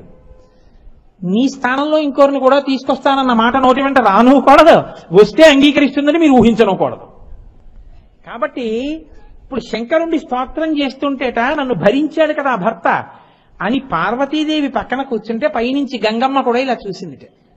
వెంటనే ఆవిడికి పాణిగ్రహణం చేశాడు, తాళి కట్టాడు. నాకు భర్త తప్ప నీకు భర్త, ఏం నువ్వు కూడా చూస్తున్నావు అని సరోషాగంగాయాం ఎర్రటి కళ్ళతో చూసిందిట, రోషంతో రౌద్రరసంతో చూసిందిట అమ్మవారు. శత్రువులు చూసిందని చెప్తే బాగుండదు కదండి, అందుని శంకరాచార్యులు వారి ప్రజ్ఞ, కళ్ళల్లో రౌద్రరసం కనపడింది అమ్మవారికి. అప్పుడు శివుణ్ణి చూస్తే శృంగార రసం, మగవాడిని అన్న భావనతో అమ్మవారి దగ్గరికి వచ్చి ఎవడన్నా నిలబడితే కొడుకులా కాకుండా భీభత్సరసం. శివుణ్ణి పొగిడినప్పుడు గంగ చూస్తే రౌద్రరసం. సరోషాగంగాయాం గిరిశ చరితే విస్మయవతి, పక్కన సరస్వతీదేవి కూర్చుని విపంత్యాగాయంతి వివిధమపదానం పశుపతేహే, ఆ పరమశివుడి యొక్క వైభవాన్ని వీణ మీద కీర్తనలు చేస్తుంటుంది. అమ్మా త్రిపురాసురుల్ని ఒక్క బాణంతో కొట్టేశాడమ్మా, జలంధరుణ్ణి చంపతల పారేశాడమ్మా, గజాసురుణ్ణి త్రిశూలం మీద నిలబెట్టాడమ్మా, మన్మధుణ్ణి కాల్చేశాడమ్మా, యమధర్మరాజుని తన్నేశాడమ్మా అని స్తోత్రాలు చేస్తుంటే విస్మయవతి ఆశ్చర్యంగా అలా వింటుందట. అబ్బా మా ఆయన కదా ఇంత గొప్పవాడు అని. గిరిశ చరితే విస్మయవతి, భయాల్ని పోగొట్టేది అమ్మవారు, భయాపహ అని పేరు ఆవిడికి. అటువంటి ఆవిడ భయపడిందంటే బాగుండదు. మరి ఎలా భయాన్ని చూపించడం, భయానక రసం చూపించడం, అది శంకరాచార్యుల వారి ప్రజ్ఞ. మా ఆయన కదా ఇంత గొప్పవాడని సంతోషంగా అందరూ చూస్తుండగా ఇలా చెయ్యి పట్టుకుంటే బాగుండదని ఆవిడ చెయ్యి ఇలా మెల్లిగా శంకరుడి చెయ్యి మీద వేసిందిట. ఆయన పావులు చుట్టుకుంటాడు, ఆ ఊరుకుంటుందా పిల్లపాము మెల్లిగా పాకి ఈవిడ మీదకి ఎక్కింది. ఎక్కితే చల్లగా తగిలింది, తగిలితే హరాహిభ్యో భీత, ఆ పాము పిల్లని చూస్తే అయ్యి బాబాయ్ పాము అందట. అమ్మవారి కళ్ళల్లో భయం కనపడింది అన్నారు శంకరాచార్యుల వారు. హరాహిభ్యో భీత సరసిరుహ సౌభాగ్య జననీం, అమ్మవారి కళ్ళల్లో వీరరసం చూపించాలి. ఇప్పుడు మహిషాసుడితో యుద్ధం చేసింది, శుంభలశంభులతో యుద్ధం చేసిందంటే అసహ్యంగా ఉంటుంది, బాగుండదు. నేను ఆయన అన్నారు అసలు లోకంలో అమ్మ ఎర్ర కలువ అన్నది లేనేలేదు, ఉన్నది ఒకటే కలువ, తెల్ల కలువ. కాకపోతే అది ఏం చేసిందంటే అమ్మవారి కళ్ళకి కలువ పూలకి సామ్యం చెప్తారుగా, అందుకని అమ్మవారి కళ్ళని మాతో పోలుస్తారు కదా అని టీవీగా వచ్చి ఎదురుగుండా నిల్చుంది. ఏమిటే ఇలా పుట్టి అలా వాడిపోయే నీకు నా కళ్ళకి పోలిక అని అమ్మవారి ఇలా చూసిందిట, వీరరసంతో చూసిందిట. ఎవరు గొప్ప అంతే. ఈవిడ కళ్ళల్లో ఉన్నటువంటి ఆ వీరరసపు ఎరుపుతనం తెల్ల కలువలో పడి తెల్ల కలువలో పండించి ఎర్ర కలువలు కూడా అయ్యాయి. కాబట్టి సరసిరుహ సౌభాగ్య జననీం, అమ్మా అప్పుడు నీ కళ్ళల్లో వీరరసం కనపడింది. సఖీషు స్మేరాతే, నీ దగ్గర ఉండేటటువంటి చెలికెత్తెలితో హాస్యమాడినప్పుడు హాస్యరసం కనబడింది. మైజనని దృష్టి సకరుణ, ఇంతలో ఆ సఖీజనం అన్నారమ్మా శంకరాచార్యుల వారు వచ్చారమ్మా నీ బిడ్డడు అన్నారు. ఓ శంకరాచార్యుల వారు వచ్చారా అని కూర్చుని రా రా రా రా శంకరారా కూర్చోబెట్టుకుని ఆ ఏమిటి శంకర విశేషాలు అందుట అమ్మవారు. అప్పుడు ఇలా చూసినప్పుడు కారుణ్యం కనపడింది. నేనంటే శంకరులు అన్నాను కానీ శంకరులు ఏమన్నారో తెలుసా అండి, మయిజనని అన్నారు. మయిజనని అంటే నేను జరిగితే నాకు జనని. అప్పుడు నేనేమనుకోవచ్చో తెలుసా, అమ్మా కోటేశ్వరరావు వచ్చాడమ్మా, ఓ కోటేశ్వరరావు వచ్చాడా రమ్మను రమ్మను రమ్మను అని అమ్మవారు కూర్చుని రమ్మను అంటే నేను ఎలాగైనా కూర్చోవాలి. ఏమిట్రా కోటేశ్వరరావు ఏమిటి విశేషాలు, ఏమిటి శివాష్టోత్తరం చెప్తున్నావు మా ఆయన మీద, చాలా సంతోషం అని అమ్మవారి ఇలా చూసేటప్పటికి కరుణ ఎంతో కారుణ్యంతో నన్ను చూసింది నా తల్లి. మరి 8గా రసాలు చెప్పారు, 9వ రసం ఏది, శాంతరసం. అంటే శంకరాచార్యులు వారు అన్నారు అమ్మవారంటే శక్తి కదలిక, శివుడంటే కదలిక లేకుండా ఉంటాడు శాంతం. అమ్మవారు శాంతమైపోతే శివుడు అమ్మవారు కలిసిపోయి ఒకటైపోతే అసలు నీకు ఇంకా అమ్మవారు కనపడదు. అందుకని చెప్పలేదు. కానీ అసలు శాంతం లేకపోతే మిగిలిన రసాలు ఎక్కడి నుంచి వస్తాయి? అమ్మ అంటేనే శాంతం, మళ్ళీ చెప్పాలేంటి? అందుకని అమ్మకి శాంతం ఉందని చెప్తే అది అమ్మ అవమానించినట్టు. కాబట్టి నేను చెప్పను, అమ్మ అంటేనే శాంతమూర్తి అన్నారు. రెండు వైపులా పదునే ఆయన కత్తికి. కాబట్టి శివే శృంగారార్ధ్రాతతితరజనే కుత్సనపర సరోషా గంగాయాం గిరిశజలితే విస్మయవతి హరాహిభ్యో భీత సరసిరహ సౌభాగ్యజననీం సఖీషు స్మేరాతే మయి జనని దృష్టి సకరుణ. నవరసాలు అమ్మవారు ఎప్పుడు పరమశివుడంటే అంత ప్రీతితో ఉంటుంది. శంకరాచార్యుల వారు సౌందర్యలహరిలోనే అంటారు, అమ్మా నీ ఒళ్ళంతా లావణ్యమే కానీ నీ మోచిప్పలు మాత్రం గరుకమ్మా అన్నారు. ఎందుకంటే ఆవిడ సభలో కూర్చుంటే అయ్యా శంకరుడు విజయం చేస్తున్నాడంటారు. గబగబా వెళ్ళి ప్రతిరోజు తెల్లవారుజామున సభామంటపంలో రాత్రి మోకాళ్ల మీద నేల మీద వంగి తన నుదుటిన ఉన్నటువంటి కుంకుమ బొట్టు పరమశివుడి యొక్క పాదముల మీద ముద్రపడేటట్టుగా ఆవిడ నమస్కరిస్తుంది. కస్తూరీ తిలకంచి తెందు విలసత్వద్భాసి పాలస్థలీం కర్పూర ద్రవమిశ్ర చూర్ణ కపురామోదోల్ల సద్వీటికాం లోలాపంగ తరంగి తైరితి కృపాసారైర్నతానందినీం శ్రీశైల స్థలవాసినీం భగవతీం శ్రీమాతరం భావయే. ఆ తల్లి అంతటి ప్రేమ కలిగింది భర్త యందు. అంతటి మహాపతివ్రత, నిరంతరము శివోపాసన చేస్తుంటుంది. అందుకని ఆవిడ శివకామ సుందరి. భర్త యందు అంత ప్రీతి కలిగిన తల్లిగా మనకి అమ్మ, శివుడికి భార్య, మా నాన్నగారికి భార్య, నాకు అమ్మ, ఆయన మా నాన్నగారు. జగతపితరం వందే పార్వతీ పరమేశ్వరవు. ఎవరో నాకు కాదు, ఈ సమస్త జగత్తుకి వాళ్లే తల్లిదండ్రులు. కాబట్టి వాళ్ళిద్దరి యొక్క గొప్పతనం ఏమిటో తెలుసా అండి? ఈ కారుణ్యం మన్మధుడి దగ్గర నుంచి ఆయుధాలు పట్టుకుని ఉద్ధరించడం అనేటటువంటి ప్రక్రియ యొక్క కొనసాగింపునకు పరాకాష్ట కార్తీక పౌర్ణమి. అందుకే కార్తీక పౌర్ణమి నాడు 2 చెయ్యకపోతే వాడు కృతఘ్నుడు అంటున్నాయి శాస్త్రాలు. ఏమిటా 2? 3 రెండిటిని ఆరాధన ఎందుకు కలుపుతాం, ఒకటి వేరుగా కలుపుతాం. కార్తీక దీపము అన్న దీపాన్ని రేపటి రోజునే పెడతారు. మిగిలిన రోజుల్లో దీపాలు ఇంటిలో పెడతారు, ఇంటి బయట పెడతారు. కృత్తికా నక్షత్రానికి దేవాలయంలో చేస్తారు, పౌర్ణమికి తిథికి ఇంట్లో చేస్తారు. నక్షత్రం దేవాలయానికి, తిథి ఇంటికి చేస్తూ ఉంటారు. కార్తీక పౌర్ణమి కృత్తికా నక్షత్రం ఉన్న రోజున ఇంట్లో చేసినా గుళ్ళో చేసినా మామూలు దీపం ఒక్కటి పెట్టి ఏ గుళ్ళోనూ ఉంచరు.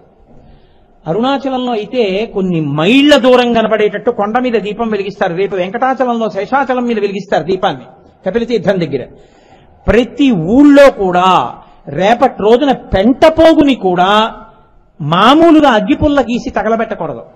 రేపు ఎక్కడెక్కడ వీలైతే అక్కడక్కడ దీపాలు పెడతారు, గుత్తి దీపాలను పెడతారు. రేపు దీపం పెట్టినప్పుడు తప్పకుండా ఒక శ్లోకం చెప్పాలి. అలా శ్లోకం చెప్పకుండా రేపటి ప్రదోష వేళలో దీపం పెడితే మనుష్య జన్మ పొంది కూడా వాడు భగవంతుడి పట్ల దోషం చేసిన వాడు అవుతాడు. ఈశ్వరుడు, అమ్మవారు నియమం విధించింది. కృత్తికలంటే అమ్మవారండి, కృత్తికలంటే మాతృకలు. కార్తీక మాసం అంతా తల్లి అనుగ్రహం. అందుకే కార్తీక బహుళంలో ఇంత గొప్ప స్థితి ఉండదు. కార్తీక పౌర్ణమితో గొప్ప గొప్ప తిథులన్నీ పూర్తవుతాయి. రేపటి రోజు సాయంకాలం దీపం పెడితే ఓ శ్లోకం చెప్పాలి, అందరూ చెప్పాలి. కీటాః పతంగాః మశకాశ్చ వృక్షాః జలే స్థలే ఏ నివసంతి జీవాః దృష్ట్వా ప్రదీపం నచ జన్మ భాగినః అని. ఈ దీపం కార్తీక దీపం ఇప్పుడు నేను వెలిగించింది అని ఆ దీపపు కాంతి పడుతుంది. అలాగా ఆ దీపంతో దాని మీదకి దామోదరమావాహయామి అని కానీ, ఉమాసహిత త్రయంబకమావాహయామి అని కానీ, రెండిటిలో ఏదో ఒకటి చెప్పి ఈ దీపంతో చెత్త కూడా వెలిగించాలి. రేపు వెలిగిస్తే ఏమవుతుందో తెలుసా అండి? కీటాః పతంగాః మశకాశ్చ జీవాః జలే స్థలే ఏ నివసంతి జీవాః. నీటిలో ఉన్న చేపలు కాని, బయట తిరిగేటటువంటి రెక్కలున్న దీపపు పురుగులు కాని, కదలలేని చెట్లు కాని, పుట్టలలో ఉన్న పాములు కాని, పశువులు కాని, ఇన్ని కోట్ల జన్మల నుంచో పాపాలు చేసుకుని మనుష్య జన్మ పొందకుండా ఉండిపోయిన ప్రాణికోటి కాని, మనుష్య జన్మ ఎత్తి పాపాలతో ఉన్న నేను కాని, ఈ పాపములన్నీ కూడా జలే స్థలే ఏ నివసంతి జీవాః దృష్ట్వా ప్రదీపం నచ జన్మభాగినః. ఈ దీపము యొక్క కాంతి ఎంత దూరం పడుతోందో ఆ దీపపు కాంతి పడినంత మేర ఉన్నటువంటి జీవులన్నీ మోక్షమునకు వెళ్ళిపోవుగాక. ఇచ్చేస్తారు రేపు పొద్దున. రేపు రాత్రి కార్తీక పౌర్ణమి తిథి నాడు ఆ దీపపు వెలుగు పడినంత మేర ఇచ్చేస్తుంది అమ్మవారి యొక్క అనుగ్రహం దీపం రూపంలో. కాబట్టి కార్తీక దీపం అన్న పేరు అందుకు వచ్చింది. కాబట్టి భవంతి త్వాం శ్వపచాహి విప్రాహ, ఆఖరికి శ్వపచులు కూడా విప్రులగుదురుగాక అని రేపటి రోజు ఈ 4 పాదాలతో ఉన్న శ్లోకం చెప్పి దీపం పెట్టాలి.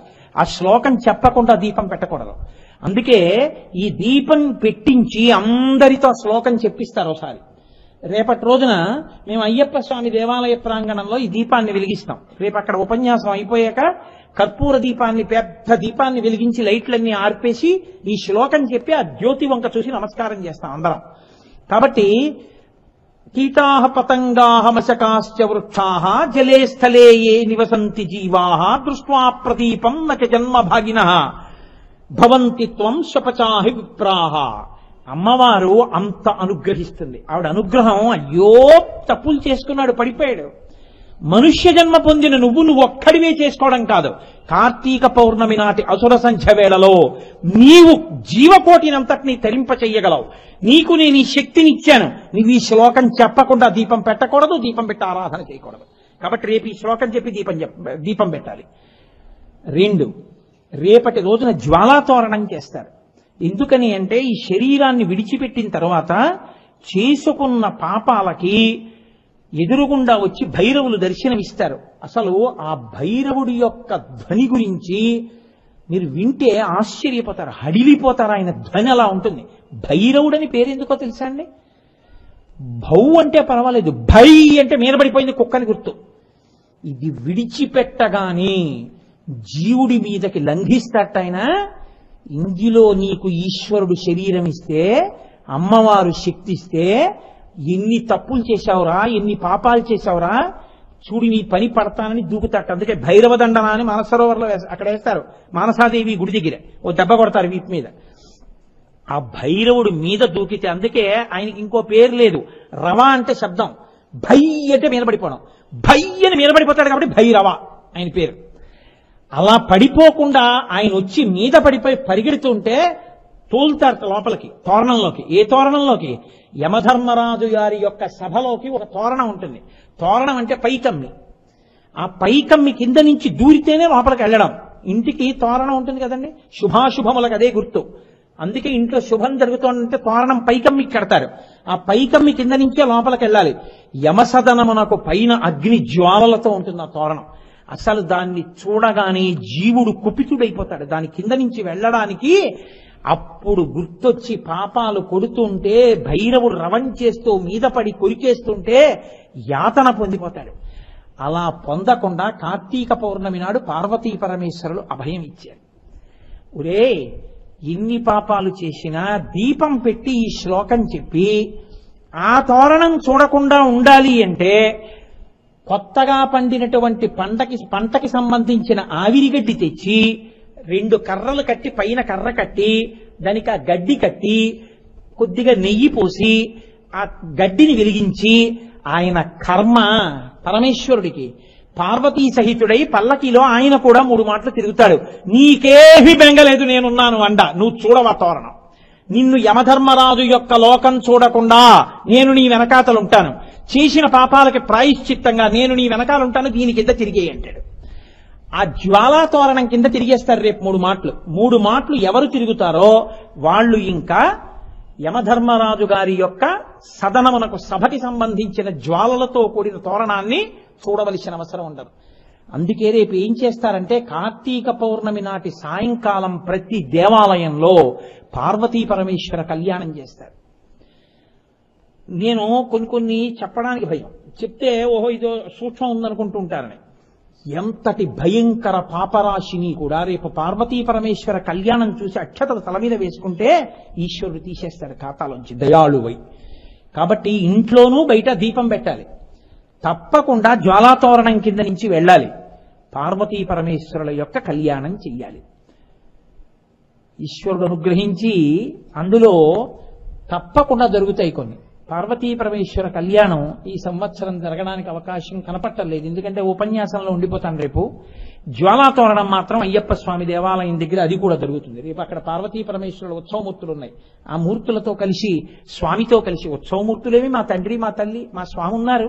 చక్కగా జ్వాలాతోరణం కింద తిరిగి రేపు ఈ శ్లోకం చెప్పి కర్పూర జ్యోతికి నమస్కారం చేస్తాను. రేపు ఉపన్యాసం అయిపోగానే లైట్లన్నీ ఆర్పేసి ఆ కర్పూర జ్యోతి వెలిగించి అందరం కలిసి శ్లోకం చెప్పి నమస్కరిస్తాం. పార్వతీ పరమేశ్వర కళ్యాణానికి వచ్చే ఏడాది జరిపించుకునే అదృష్టాన్ని ఈశ్వరుడు అనుగ్రహించుగాక. కాబట్టి ఇంత కృప చేస్తాడు ఈశ్వరుడంటే. అందుకే కార్తీక మాసం యొక్క సిద్ధి అంతా ఎప్పుడంటే కార్తీక పౌర్ణమి నాడే.